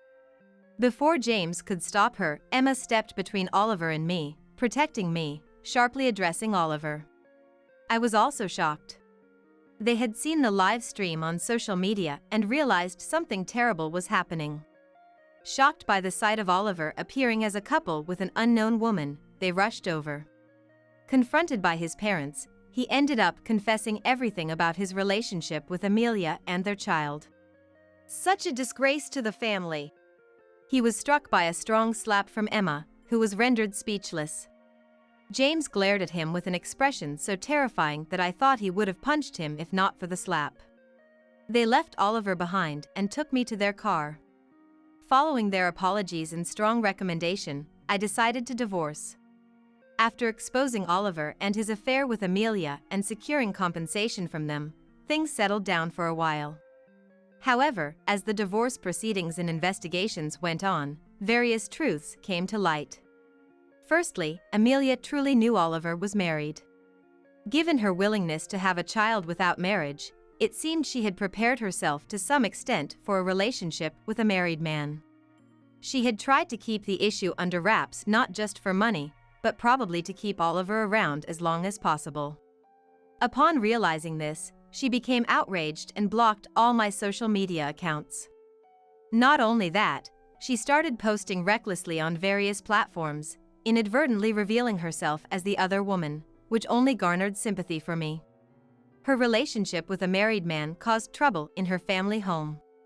Being driven out and nearly losing her home, she brazenly tried to live in my former in-laws' house. Naturally, they firmly refused to let her set foot on their property. Next, Oliver's secrets began to unravel. During the compensation claim investigation, numerous women and men connected to him came forward. It turned out he had repeated affairs during his business trips, with several partners over multiple occasions. Some of these affairs involved women who were engaged or married. I decided to send the data from the infamous live stream. A little investigation would reveal that I, the legitimate wife, was the streamer, and the people on camera were Oliver's mistress and their child. As a result, women who were deceived into thinking he was single and husbands whose wives were taken from them became angry and sued Oliver. He faced lawsuits from many people, including me, with no choice but to accept them all. As the truth about my husband continued to emerge, Amelia fled with her child. Probably fed up, she chose to escape from her relationship with him. The turmoil she caused on social media calmed down, and her accounts disappeared, so I decided to let her be. However, considering her nature of boasting about affairs on social media, it was unlikely she would just disappear. Sure enough, Amelia started posting under a completely different account. But her posts, portraying herself as a tragic heroine, were quickly identified and sparked outrage. Subsequently, she would delete her account when things got bad and create new ones, like a phoenix rising from the ashes. Abandoned even by Amelia, Oliver apparently turned to his parents in the end, but their learning about his multiple affairs infuriated them further. Without any apology and only asking for help because he was in trouble, the parents-in-law decided to sever ties with their son. After the infidelity scandal, Oliver was burdened with a significant amount of compensation. As legal proceedings progressed, inquiries from mistresses and their husbands poured into his company, complicating the situation further. Worse still, this wasn't the worst outcome. His face being exposed on social media and the revelation of a child from an affair was an unprecedented scandal, especially since it happened during a business trip. The information spread quickly, and comments of shock and anger flooded related facilities and reviews associated with his company. The drop in trust due to the scandal spread both internally and externally, prompting the management to feel a sense of crisis and rush to devise strategies. However, not being familiar with crisis management, they were forced to hastily consult experts and develop communication strategies. Meanwhile, they instructed employees to provide accurate information, desperately trying to quell the confusion. The scandal led to numerous inquiries and criticisms from both inside and outside the company, rapidly tarnishing Oliver's reputation. He became an outcast at work, completely isolated within the company. In an uncomfortable atmosphere, the company soon wished for his resignation, and Oliver had to look for a new job. He was competent and had good sales performance. Preferred by older generations who don't use social media, he quickly found a new job. But human nature doesn't change. In less than 6 months, he was rumored to have made advances on the manager's wife and tried to expense motel charges from a business trip. He was fired and, even after joining new companies, kept causing troubles in his relationships and getting dismissed. After repeating this cycle, he is now hopping from one industry to another, being driven out from everywhere. Meanwhile, I maintained a relationship with my parents-in-law even after the divorce. Thanks to their care, I have been living peaceful days. It's because of their support that I was able to start anew after my relationship with Oliver ended. For a while after the divorce, I found it painful to take photos of children. Even though they got hurt betrayed by their son, they made an effort to show their good relationship and supported me. They helped me realize that my relationship with Oliver wasn't everything about marriage. They cared to give me the strength to believe again. One day, I captured a photo of my parents-in-law talking peacefully. I plan to feature this photo in my next online photo exhibition. They were quite embarrassed, but I think they'll be happy in the end. My name is Sarah. I am a 37-year-old stay-at-home mom. I've been married to my husband, John, for 8 years. We had difficulty having children, and it took us 4 years of fertility treatment. But our dream has finally come true. And to our surprise, we're expecting twins. I was so overjoyed that I cried in front of my doctor. When I told my husband about my pregnancy with twins, he was over the moon. Of course, my parents were delighted too. My in-laws, on the other hand, were utterly surprised. Well, isn't this something? Not only Bob, but you too, John? I wonder if we have the genes for twins running in our family. My mother-in-law said. Yes, indeed. My husband's younger brother, Bob, also has twins. Unlike us, Bob and his wife had children right after getting married. Their twin boys are currently 4 years old and at their mischievous stage. I'm quite anxious about raising twins, so it's reassuring to have someone nearby who I can consult about parenting. As the expected delivery date draws near, I struggle more with my huge belly. Being pregnant with a twin is anything but relaxing. It's a blessing to know that my twins have grown this much, without any major issues. These twins are doing their parents a favor even before they're born. I pondered, already feeling like a proud mom, as I somehow managed to get the housework done. What's this? This doesn't taste right. Despite my efforts to keep up with housework, my husband keeps complaining. I'm sorry. I couldn't taste it because I was feeling sick. What's that about? Your morning sickness should be over by now, and you should be in your stable period. Stop making excuses. There's no stable period with a twin pregnancy. Don't make excuses. You're a stay-at-home mom, at least get your cooking right. And what's with this mess? My husband is always angry and complaining. He doesn't help with anything. He won't even take out the trash. Besides my husband who shows no sympathy, there's another one that stresses me out. What's with this mess? Just because you're pregnant doesn't mean you can slack off. I'm sorry. I've been feeling sick since morning. Seriously, can you even give birth like that? You know you won't be done after just popping babies. Your job as a mom starts only after that. Yes, I am aware. Now, go fix my lunch. My mother-in-law, who visits every day, is my biggest source of stress. My in-laws' house is about a 10-minute bike ride away. My mother-in-law shows up every day around noon, nags at me, then has me prepare lunch for her. And then she continues to nag and be mean to me until she leaves, a truly baffling behavior. I guess it's okay to leave my father-in-law on his own. I'm at my wit's end with my mother-in-law's daily assaults. I finally brought it up with my husband. Listen, my due date is approaching. I'm thinking of going back to my parents' home. Huh? Aren't you supposed to going to be hospitalized before your due date? Just stay here until then. I'm scheduled for a C-section, so I'll be admitted to the hospital a little before my due date. Yes, but we don't know when labor will start, do we? Besides, honestly, it's tough having your mom over every day. What's that supposed to mean? I told my husband about the daily onslaught from my mother-in-law. He knew she was coming over every day, but he probably didn't know that she stays for long. He looks a bit surprised. Well, I understand it might seem a bit selfish, but isn't it because she feels comfortable with you? Huh? She likes being around you. She treats you like her own daughter, doesn't she? So be a little nice to her.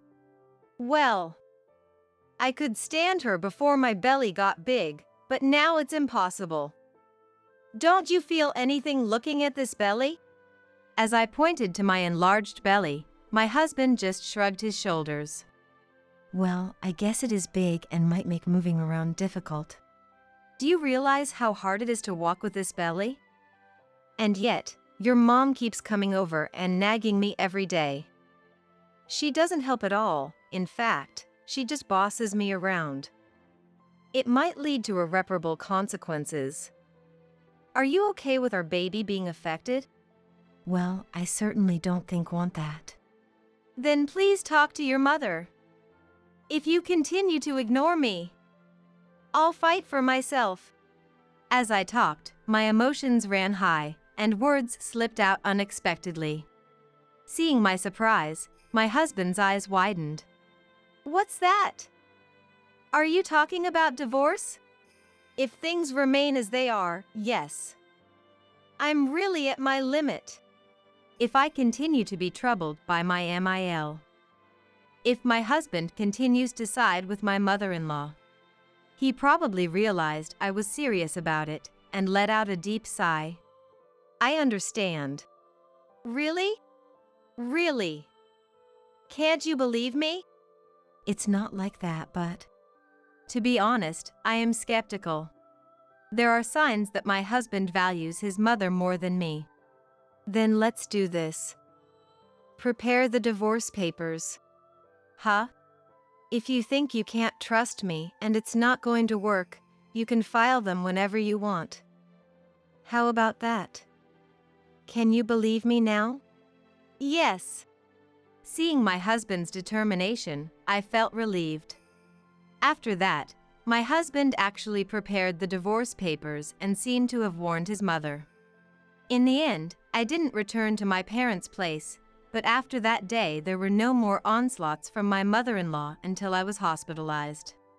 Then I had a C-section and safely gave birth to twins. For a while after that, I stayed at my parents' home, somehow managing the whirlwind of first-time parenthood.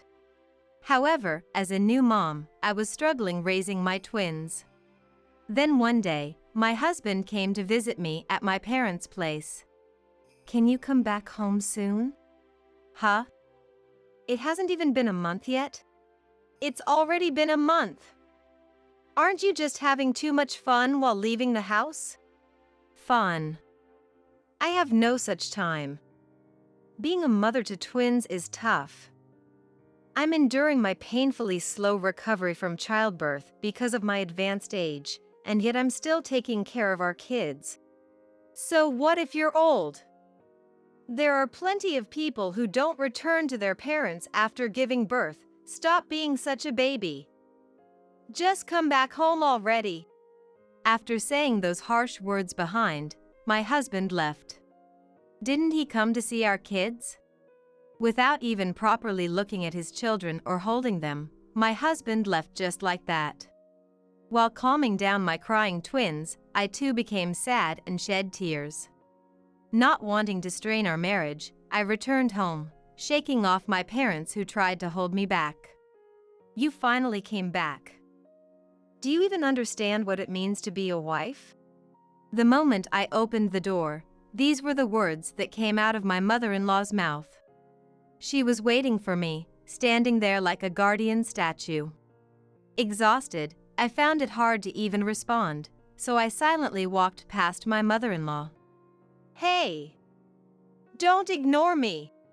Ignoring these words as well, I entered the room and was left speechless. I can't call this place my home. Looking at the disastrous state of the house, I unwittingly muttered these words. The kitchen was piled with dishes, with no space for cooking. The floor was covered with discarded clothes, garbage from empty lunchboxes, and more. And to think I had just been away for about a month. Mother-in-law, did you come here while I was away? I was here all the time. I was worried about my son struggling alone. So you were here all the time, and we still have this mess. Worried about your son. And yet you just let our room turn into a mess? Anyone would fall sick in an environment like this. And it's unsanitary for my babies. She's raised kids before, does she not even care about basic hygiene? First, I will put my twins to sleep in the bedroom where their crib is set up. Then I started to clean up. Phew, I guess this will do for now. Just when I finally finished cleaning up. Wah! I don't even have a moment to catch a breath with my crying babies. By the time I finished cleaning, the sun was already starting to set. You're finally done? You're so slow, my mother-in-law said, while she sat on a chair and sipped her tea. It took everything in me to not splash her tea over her head. As my face strained while feeling my babies, my mother-in-law set down her teacup with a clink and looked at me, saying, "Oh, by the way, starting this weekend, Bob's twins will be coming over. You don't mind looking after them, do you?" Excuse me? I was so shocked that I had to take a long pause before responding. I mean, I didn't understand what she just said. Could you please repeat that? I said, "Bob, my youngest son. The twins from his family are going to be staying with us on weekends from now on." What do you mean by that?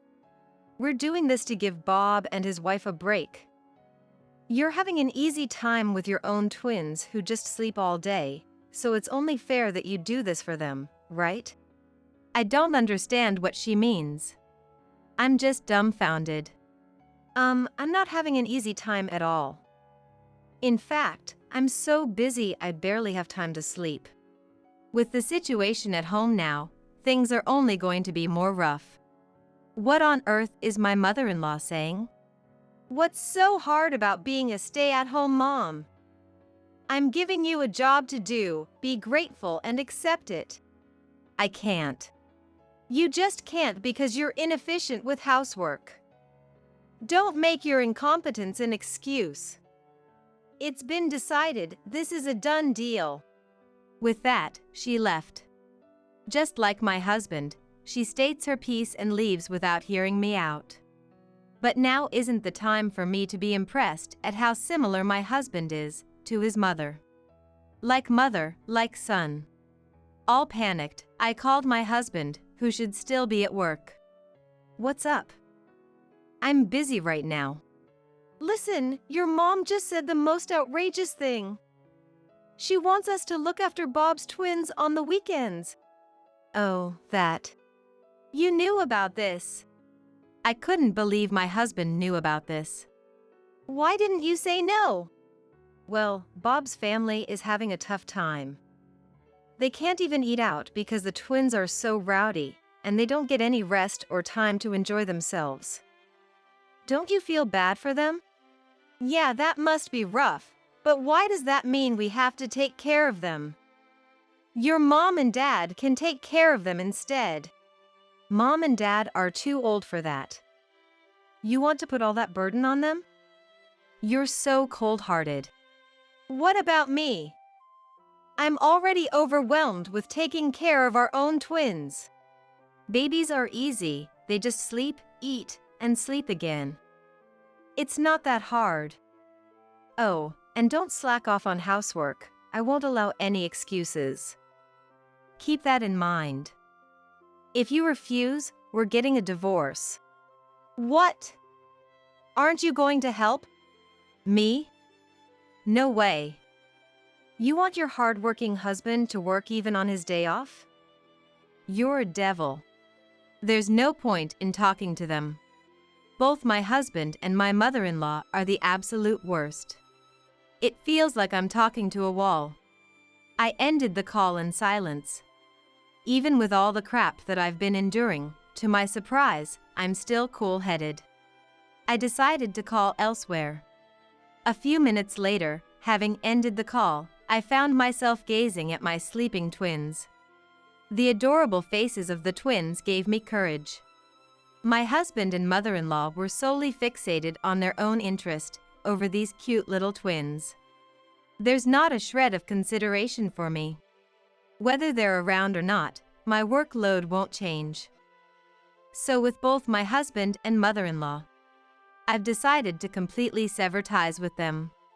That night, my phone rang. Looking at my phone screen, it was from my husband.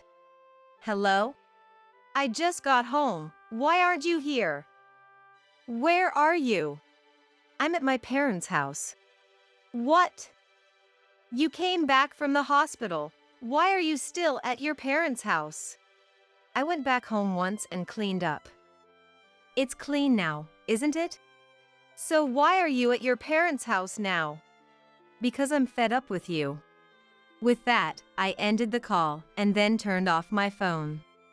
I thought he might call my parents' house, but perhaps it was awkward for him if my parents picked up, so no call came. Instead, the next morning, my husband showed up. Hey, Sarah.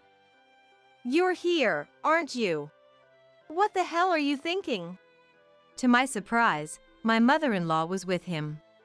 The lovely mother-son duo had made their appearance. Can you not cause a scene this early in the morning? As I responded with a displeased face, my husband yelled, What the hell do you think you're doing? Hurry up and come back home. Yes, come back and take care of the house. What am I supposed to eat? My mother-in-law chimed in. They both teamed up and exclaimed energetically. I thought, why don't you guys go eat some grass in the yard?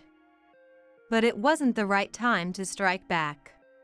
I gave a cold stare to the two who were pressing me and clearly stated, My home is here. I'm not going back to the house where you guys stay. What? Are you saying you're going to get a divorce? Yes. Matter of fact, I submitted the divorce papers last night. You said it yourself. That I can turn in the papers whenever I want, if things don't work out for me. You said the same thing yesterday. That's just a figure of speech. It's just to show my determination. Who would even take that literally? I did.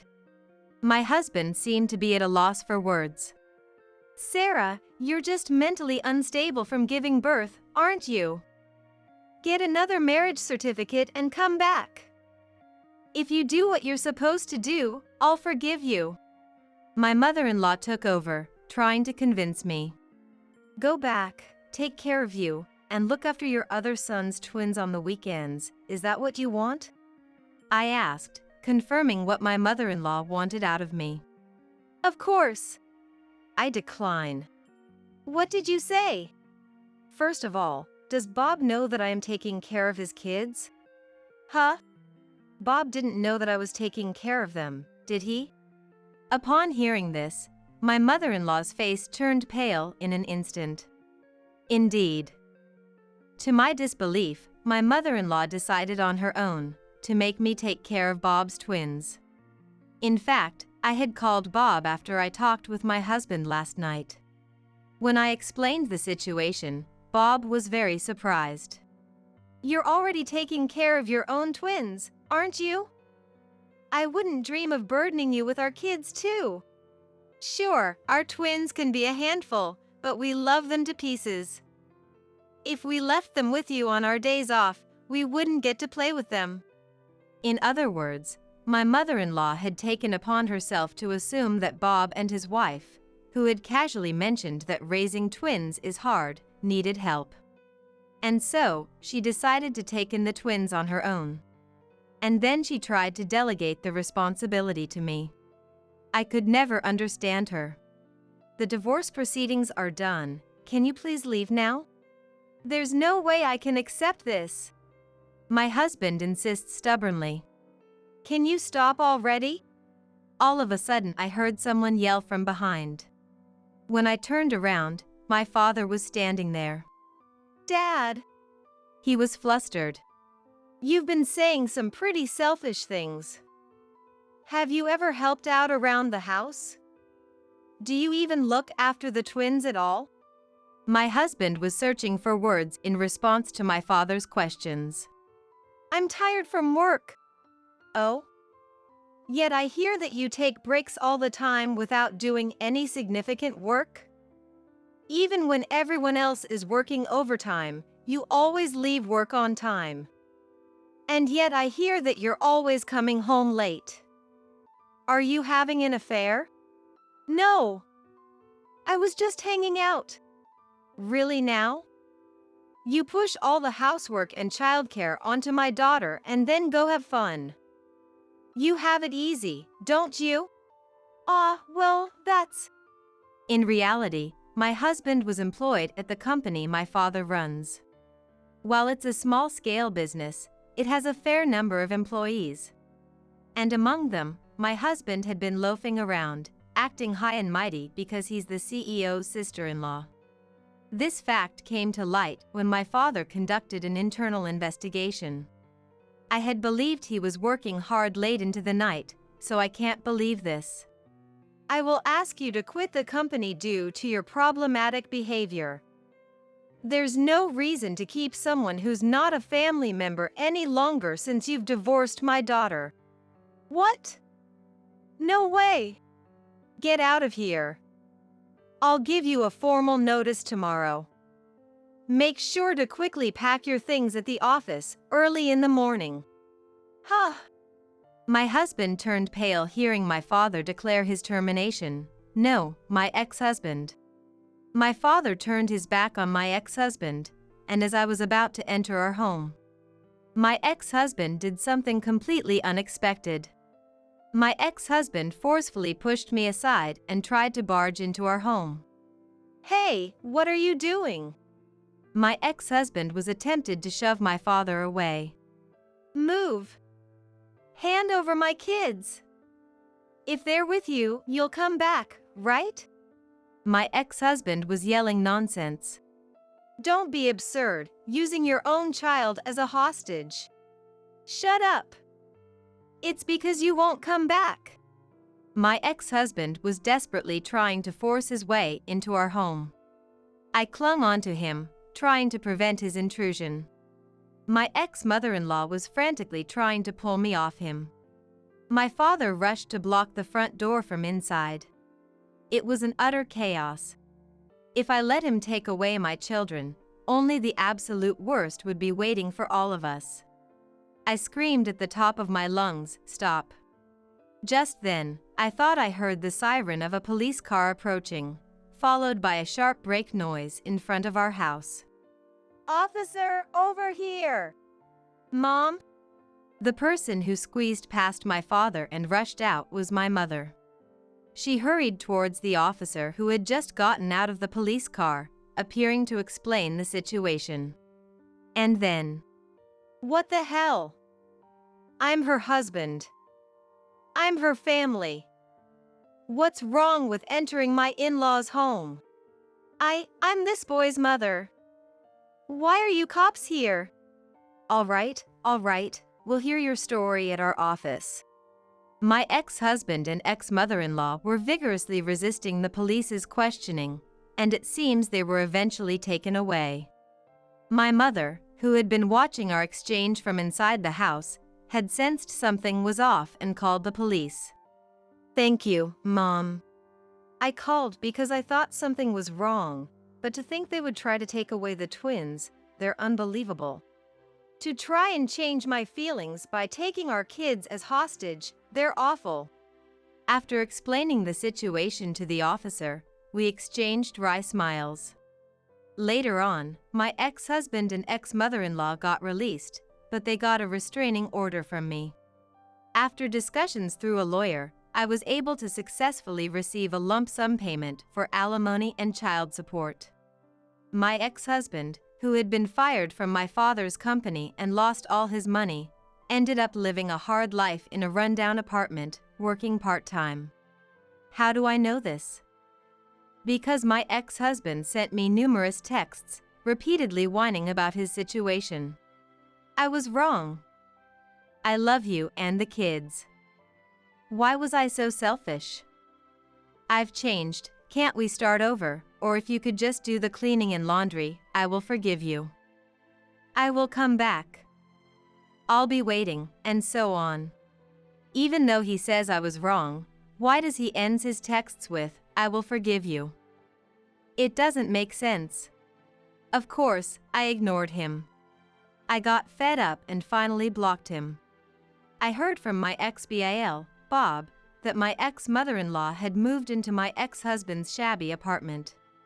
Surprisingly, my ex-mother-in-law had apparently been asked for a divorce from my ex-FAL quite some time ago. Which explains why she came over to our place often. My ex-mother-in-law, who used to pick on everything I did, turned out to be a hopeless housewife who couldn't do any chores. I heard my ex and his mother are constantly fighting, as neither of them can do basic chores. My mother and brother have caused you trouble. I am so sorry. Bob apologized to me over the phone, sounding sorry. Bob must have inherited my ex-father-in-law's senses. Raising twins must be tough. Please don't hesitate to consult me or my wife. His supportive words made me very happy. After hanging up the phone, the cries of the twins echoed throughout the house. All right, I'm coming. As I peacefully watch my adorable twins grow, I feel nothing but happiness. What do you think the time is? Where's my dinner? I'm sorry, but I did tell you this morning that I'd be late again due to work. You think I can remember every little thing like that? Ugh. I wish I could just ditch my old wife and marry a younger woman. Whenever my husband has a complaint, he jumps to the idea of getting rid of his old wife. Today, he is griping about a late dinner, even though I had told him that I'll be late because my part-time job is busy right now. He conveniently forgets his own forgetfulness. My name is Lissa. I've been married to Jimmy, who was frequenting my workplace for 13 years. What should have been a happy married life soured due to conflicts with father-in-law who lives nearby. Jimmy's philosophy of out with the old, in with the new all comes from father-in-law.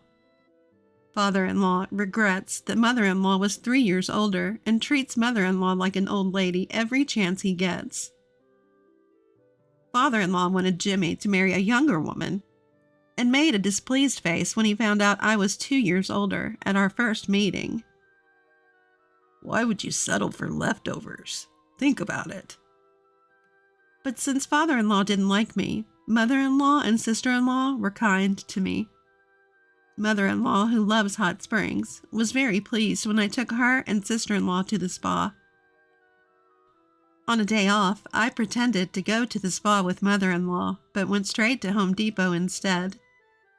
After shopping for various items, I U-turned home about an hour later. When I quietly unlocked the door, I heard water running in the bathroom. Apparently, Jimmy was in there. As I tiptoed down the hallway, I heard a woman's laughter from the bathroom. I knew it.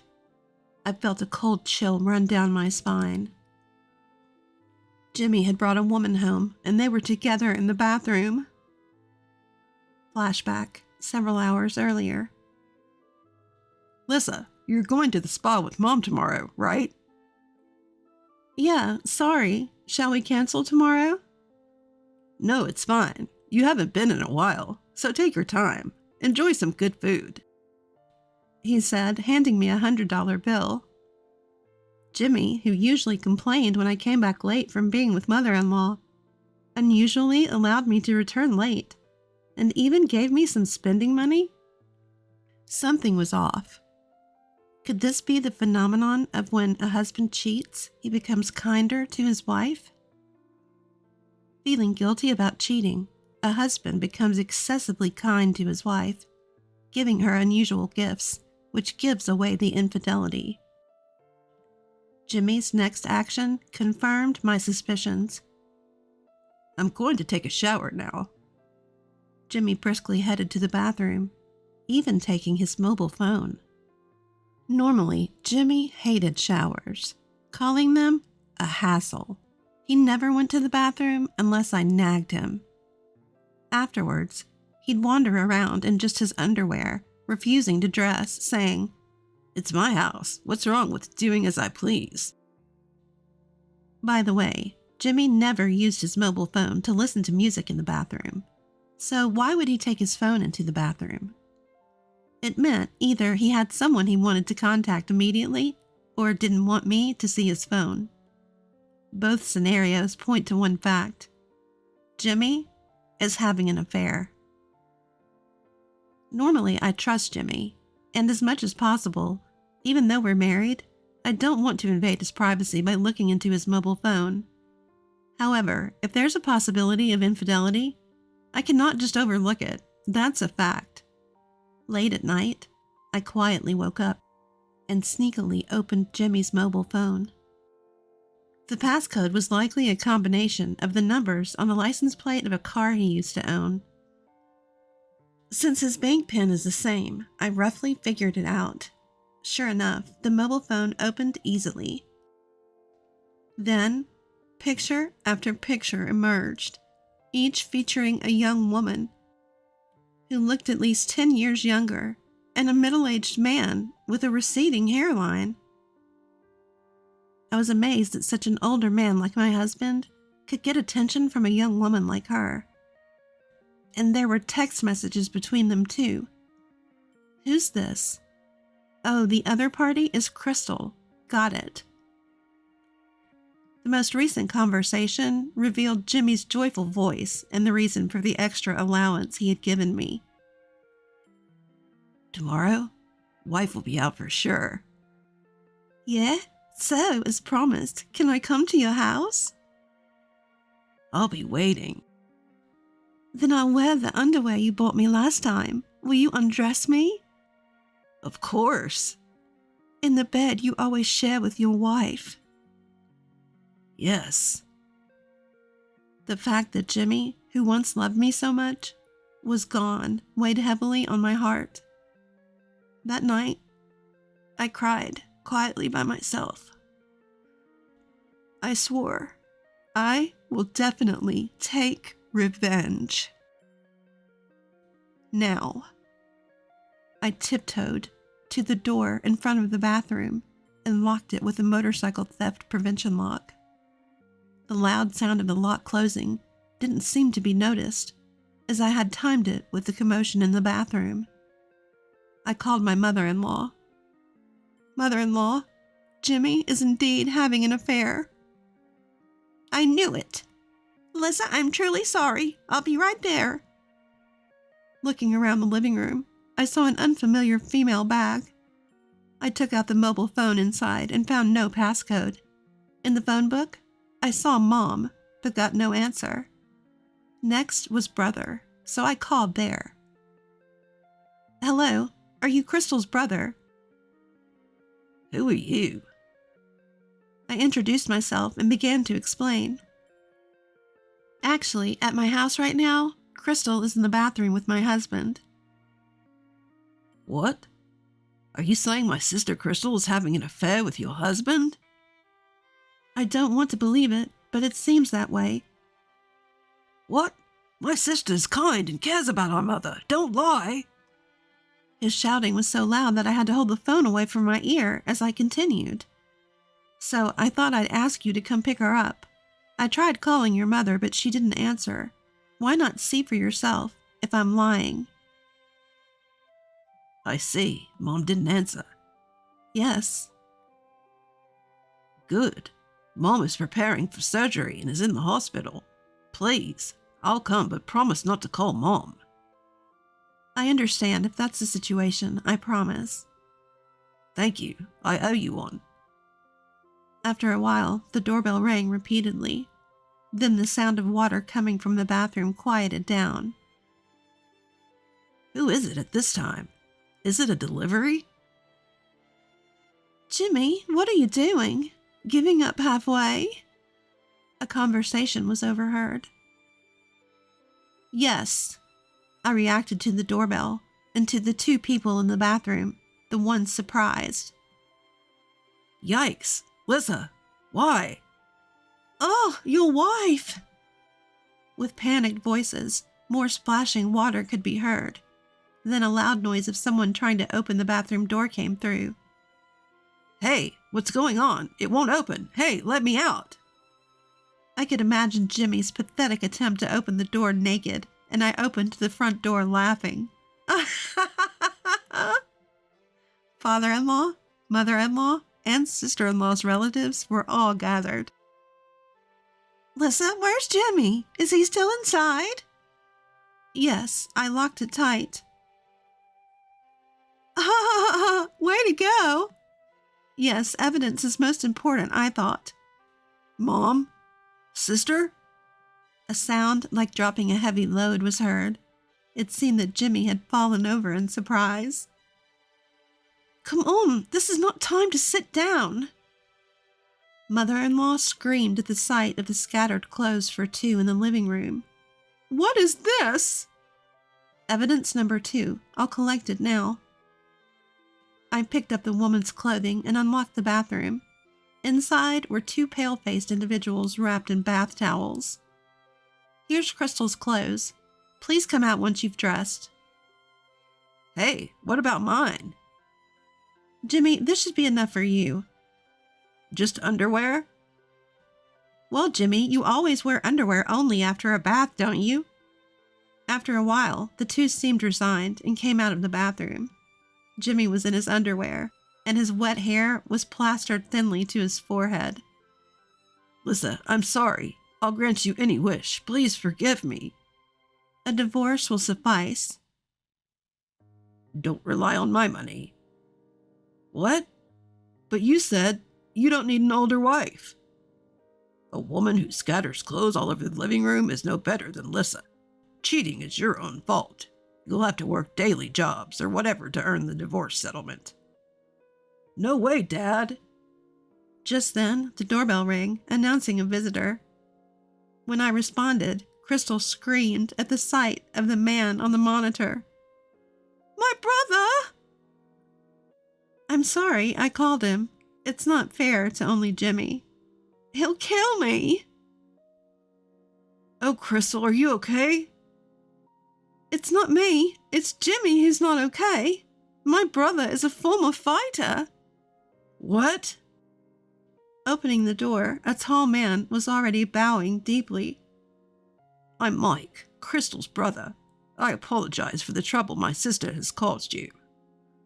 No need to apologize, sir. Anyway, please come in. Excuse me, Crystal? Mike stood up, a muscular man who appeared to be 6'5" tall. He walked into the living room and then looked straight at his sister with sharp, animal-like eyes. Crystal looked like she was about to cry. Crystal, did you really have an affair with this man? His sister nodded with a pale face. Mike slowly shifted his gaze to Jimmy, coming close enough that their noses almost touched. Jimmy was unable to even meet his eyes, frozen in terror by the intensity of Mike's gaze. You tricked and toyed with Crystal. Jimmy froze, unable to move. What's going on? Jimmy, who was firmly grabbed by the shoulders and couldn't escape, nodded his head like a broken doll. Mike laughed at himself, saying, Oops, it's unprofessional to hit an amateur. And released Jimmy's shoulders, bowing his head deeply again. Listen, family, my sister has truly caused you trouble, but I still can't believe it, even hearing it from Crystal's mouth. My sister has had a crush on someone. Well, he's my disciple. If he was willing, I was planning to let them marry. With Mitch? Crystal's cheeks turned red and her eyes sparkled. Well, that's all ruined now. No way. Of course. You, trying to be happy by stealing someone else's happiness? What are you thinking, huh? Crystal shrank to half her size at the loud, angry voice. The mystery deepens. Crystal likes this Mitch guy, right? So, why with my balding brother? I'm not balding, not yet. No, it's too late now. It's because Jimmy said he would pay for my mother's surgery. Apparently, Crystal's mother needed expensive surgery, and she got involved with Jimmy because he dangled money in front of her. What? Just because it's for your mother? Infidelity with a married man is not acceptable. Haven't you learned from the pain? Eek, I'm sorry. I'm sorry. Crystal apologized, rubbing her head on the floor. Jimmy, you have a good wife like Lissa, and you took advantage of Crystal's feelings for her parents. Hi, I'm sorry. Jimmy apologized, his forehead nearly buried in the floor. But the thing with my mother was just the beginning, and I got hooked too. I'm sorry. While keeping Mike, who had been apologizing all along, standing. I had an idea. Mother, about the compensation you said you'd give me?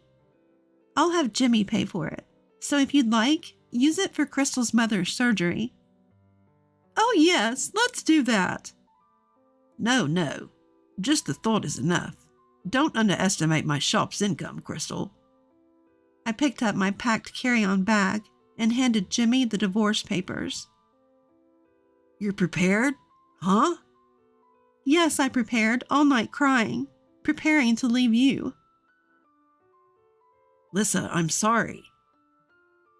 I left the house, leaving Jimmy 3 years later. A long line formed in front of the sign, Knockout Grill and Bar No. 2, opening today. Welcome. Oh, mother-in-law, sister-in-law, father-in-law, too, you all came. And thank you for the opening flowers. Lissa, congratulations on the opening, and this is a wedding gift. Mother-in-law handed over a bag filled with thick wads of cash.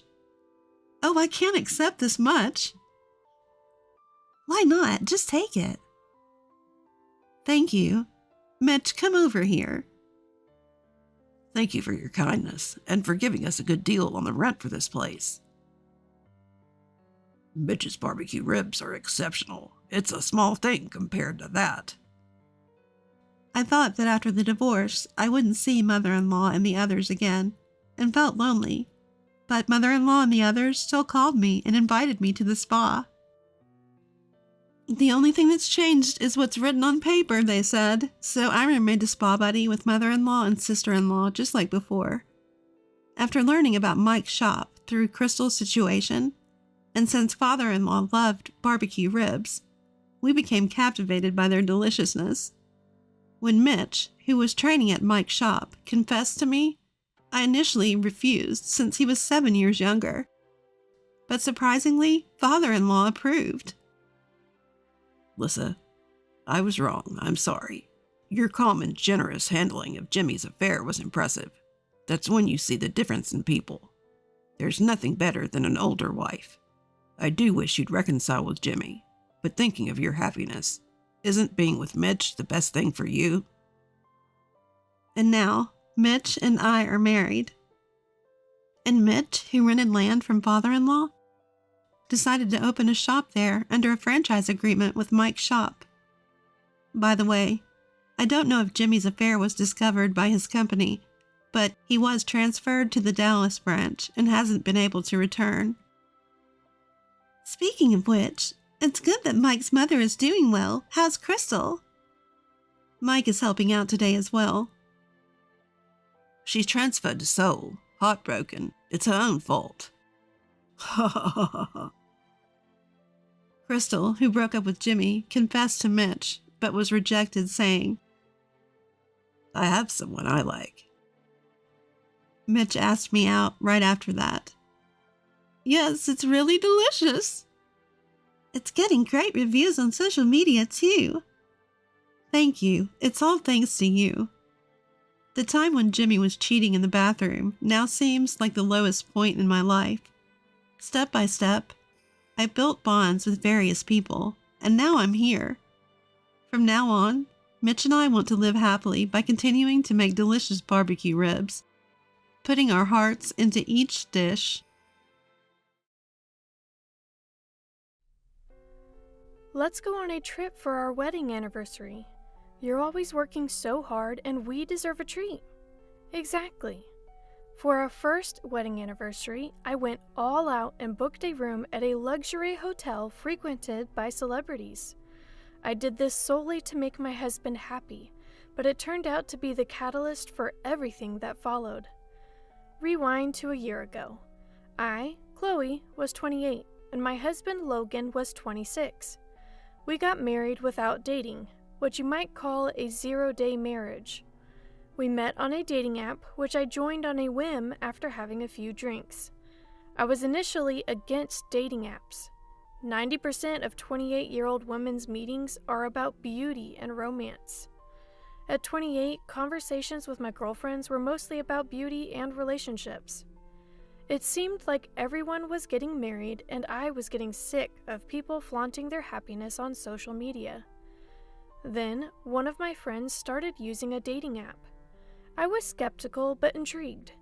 The stories about the unknown world are interesting, and the drinks go well.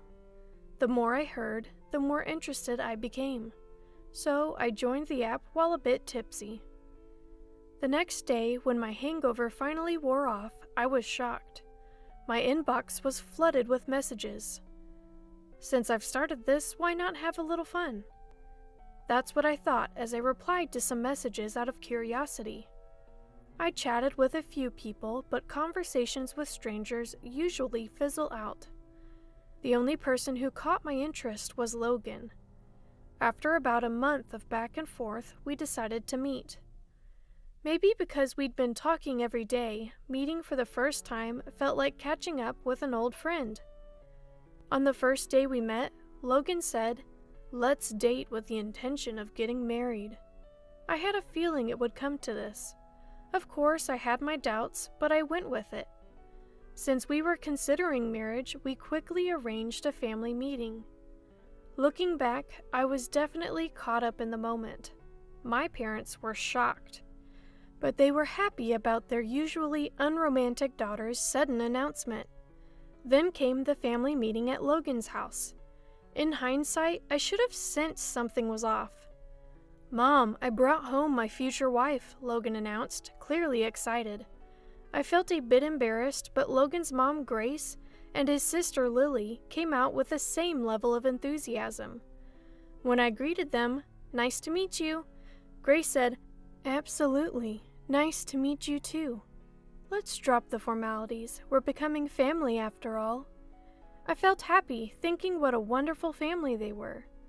The tension quickly melted away, and it felt like we'd known each other for years. Just when I thought it was time to leave, Lily asked, "So, how much do you make a year? We're family now, no secrets, right?" I was a bit taken aback by the sudden intrusive question. Logan jumped in, "I've just changed jobs, so I'm making an entry-level salary. But she's been a nurse for 8 years, so she makes twice as much as me." It was true, give or take. I didn't want to get into details, so I just laughed it off. Grace then said, "Wow, you're rich. What a fortunate marriage," and patted Logan's shoulder. He seemed proud for some reason. I felt a bit uneasy, but didn't think too much of it at the time. Logan's dad had passed away 5 years ago. They were living off Lily's part-time cleaning job and Grace's pension. Apparently, Logan was also contributing from his modest salary. Grace then asked, "So, where will you live? In an apartment?" I replied, "Actually, I bought a condo last year thinking I might not get married, so we're planning to live there." Lily responded, "You own a condo? Must be nice being rich. Good thing you're getting married. You should thank Logan." I quickly said, "No, I financed it fully. The mortgage isn't much different from rent. I'm just as surprised as you are about this sudden happy development." Grace then said, "We'll be counting on you from now on. We might need your help with a few things. Let's all share as a family." The word share made me feel a bit uneasy, but since it was our first meeting, I didn't press the issue. "Thank you. I look forward to your guidance if there's anything I need to improve." With that, I left for the day. Neither of us likes to be the center of attention, so we skipped a wedding ceremony and just filed the marriage paperwork. Given my job, I rarely wear a ring, so a cheap one was fine. Of course, there was no engagement ring.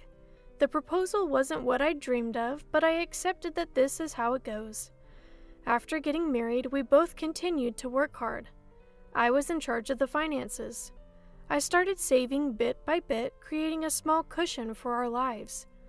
However, an incident occurred after 6 months of marriage. I noticed that $2,000 had been withdrawn from our account a few days earlier. The only person who could have done it was Logan. I confronted him that night. "Did you know $2,000 was taken from our bank account? If you didn't, we need to contact the bank." Logan looked startled for a moment, but quickly became defiant. "I lent it to my mom because she said she needed it. It's just a loan, what's the big deal? It's my money too." I was furious and shot back.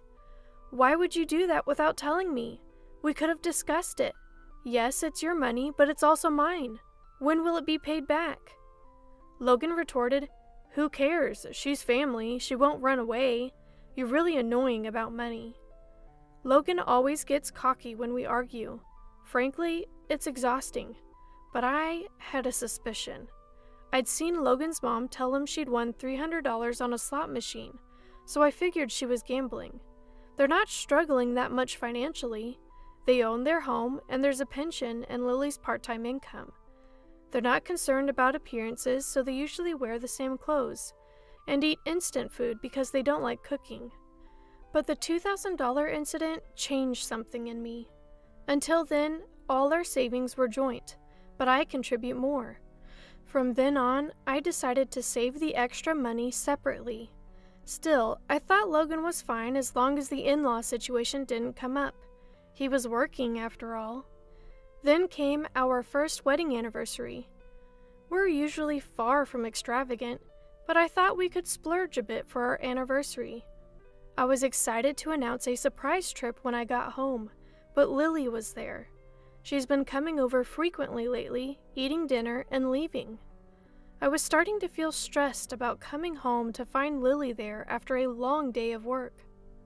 In hindsight, the timing for announcing the trip was bad.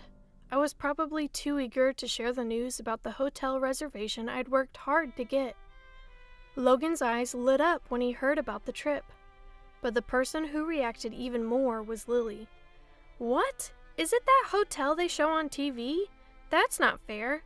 How did you manage to book a luxury hotel?" I confidently said, "So, we've never been on a trip just the two of us, so we decided to splurge this time. I was glued to the computer on the day the bookings opened. The slots fill up in an instant, so it was nerve-wracking," I shared. My sister-in-law retorted, "Wow, how unfair of you. Just because you're a nurse and can go on trips any time doesn't mean you should. My mom and I struggle to make ends meet. We should be the ones going on this trip. Consider it an act of filial piety and give it to us." I had forgotten, but my sister-in-law loves to travel even though she claims to be broke. She has the time because she works part-time and takes local trains to go anywhere. Even worse, she's a habitual fare dodger, getting off at unmanned stations. She shamelessly brags about it. I honestly don't want anything to do with someone who acts like this. There's no way I'm giving up our trip to her. I firmly refused. "Absolutely not. We've been saving up for this trip. Logan works hard. We haven't even had a wedding ceremony, let alone a honeymoon, so we're splurging this time."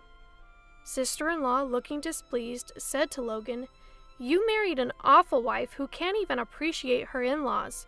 This is what happens when someone in the family marries a weirdo. You should divorce her, just like I did." Logan looked down and said nothing. That made me even angrier. Sister-in-law, feeling uncomfortable, muttered, "Such an arrogant daughter-in-law," and left. Logan looked puzzled as he watched her leave. The excitement for the trip was ruined. We went to bed that night in an awkward silence. I usually feel better after sleeping on it, and I had no intention of dwelling on yesterday's tension. But then something unexpected happened. The next day, Logan said something unbelievable when I got home from work. I want to go on the trip with my mom and sister, just the 4 of us. I couldn't comprehend what he was saying. I was, of course, against it. I had noticed Logan's phone buzzing with texts late into the night. I'm sure sister-in-law and my mother-in-law had been filling his head with nonsense. Logan said, "I never thought you'd be so heartless. Marriage is about families coming together, not just individuals. If you're going to be like that, then you don't have to go. Am I wrong?" He's completely wrong. I get the family connection, but that's not the point. He must have been manipulated by his family since last night. We couldn't agree, and the conversation went nowhere. I was saddened that a trip meant to bring joy had led to this. The next day, with an awkward atmosphere, I came home to find mother-in-law and sister-in-law there. Mother-in-law said with a smug look, "Oh, welcome back. We've settled the trip issue. Stop fighting. The trip will be for me, my daughter, and my son." I was too shocked to speak. I asked Logan, "This makes no sense. What happened? Explain." Though I doubt any explanation will satisfy me. Logan said, "It's just as my mom said. I told her about our recent issues and she came up with a solution. I'm going, you're staying. That's it." I finally lost my temper. What? That's not a solution at all. Why are you guys even going on a trip? Are you all out of your minds? 3 of you and not one sensible thought among you? Logan explodes with anger. "Watch your mouth. Your job is to work and bring money home. That's your only purpose in life. You're just a leftover nurse. That's why we got married. Just work and stop complaining." Yes, that's right. Logan shows his true colors as a psychologically abusive husband. He hurls insults like you'd see in a drama. I start to feel foolish for all the effort I've put in for Logan so far. My sister-in-law, who has been watching all this, says, "Well, whatever, we're going on that trip. Fighting won't solve anything. We're leaving, so make up already." I can't take it anymore. I can't stand how he's dependent on his mother and sister.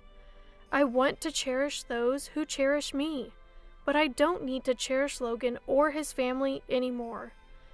My feelings have cooled off so much, it's like I've been dreaming this whole time. I don't want to go on a trip with someone I dislike so much. If your family is so important to you, I want a divorce. There's no point in being together anymore. Let's divorce just like Lily suggested. I can't think of any other way, I say. Fine. Let's talk about it seriously after the trip. For now, the trip is the priority. This is getting nowhere. I don't want to go on this trip anymore. I decide to give in and let his family have their way. When I tell Logan, he says, "I knew you'd understand. That's why you're my wife. I'll buy you a souvenir. You probably want some time alone, too. Just relax." Logan is excitedly calling his mother-in-law. His joyful laughter irks me. But that's okay. I've made up my mind. I contact the hotel and change the reservation to Logan's name. I even managed to change it to a trip for 3 people on the day of the trip. I take a day off to see them off. The 3 of them leave completely excited. They even bring suitcases for just a 1-night, 2-day trip. I can't help but laugh at the sight. Now, I'm super busy. I have a life-changing task to accomplish in these 2 days. First, I move all of Logan's belongings to a rented storage unit. I'm a minimalist, so I don't have a lot of luggage. I get help from a friend at work, and we finish in less than 2 hours. Now, Logan has no reason to come back. This condo is in my name, bought when I was single. I never want to let him in again. The locksmith I'd booked arrives. In just over an hour, Logan can no longer enter the house. I've also consulted with a lawyer named Mason about divorce. I bring audio evidence of the psychological abuse, and Mason says, "This is a guaranteed win. Please let me represent you." I don't have to be directly involved in the divorce talks anymore. And here's the funny part. Logan and his family somehow think the hotel is prepaid. I never said it was. I had only made the reservations. I even ordered a fancy cake and champagne, planning a surprise for our anniversary. Of course, all of it was to be paid at checkout. They must have had a blast thinking it was all prepaid. Like a Last Supper. The next day. As expected, my phone won't stop ringing around checkout time. I ignore it, all within my expectations. I'm amazed at the audacity of his family, staying at a luxury hotel with no money. I can almost see the Logan family turning pale at the bill. And eventually, they end up in police custody. I wash my hands of it. I have one last gift for this troublesome family. I mail the divorce papers and the key to the storage unit to Logan's family home. Not a single item of Logan's remains in my condo. My cozy space from a year ago is back. I prepared before anyone else, foreseeing that the divorce would be contested. Mason will handle everything. Eventually, his family scrapes together enough money to pay for their luxury trip and get released. They were already poor, and this just made it worse. When they returned, they kicked my condo door, and my neighbor called the police. Given that we're in the middle of divorce mediation due to psychological abuse, Logan gets slapped with a restraining order. His family can't afford a legal battle, so they quickly agree to the divorce. I also claim compensation in the divorce proceedings due to the psychological abuse. And just like that, I'm single again, easier than I thought. His family seems to be relying on my ex-husband's income for a while. He probably couldn't quit gambling. Their problems continue. Logan, who couldn't hold a job, often overslept and took days off, which is unacceptable for an adult. When I pointed it out, he silenced me, saying he's prone to mental illness. That made me shut up, yet he had the nerve to argue with his boss and quit. His sister is also unemployed for some reason. They're struggling financially more than ever, refusing welfare and accumulating debt. I even saw a menacing guy lurking around their home recently. It felt like a scene from a movie. As for me, I'm stress-free and doing well at work. I can cut corners on housework since it's just me. Financially, I'm better off post-divorce, which was unexpected. And I even got promoted to supervisor. It's a challenging job with responsibilities, but I enjoy it. I wasn't planning on dating for a while, but I started seeing Caleb, a doctor who had been a confidant before my marriage. Unlike someone I know, Caleb is financially and emotionally stable. But now, I'm extremely cautious about marriage. One thing's for sure, dating apps aren't for me. I still believe in natural encounters. Looking back, I'm grateful and thankful that they took that trip from me.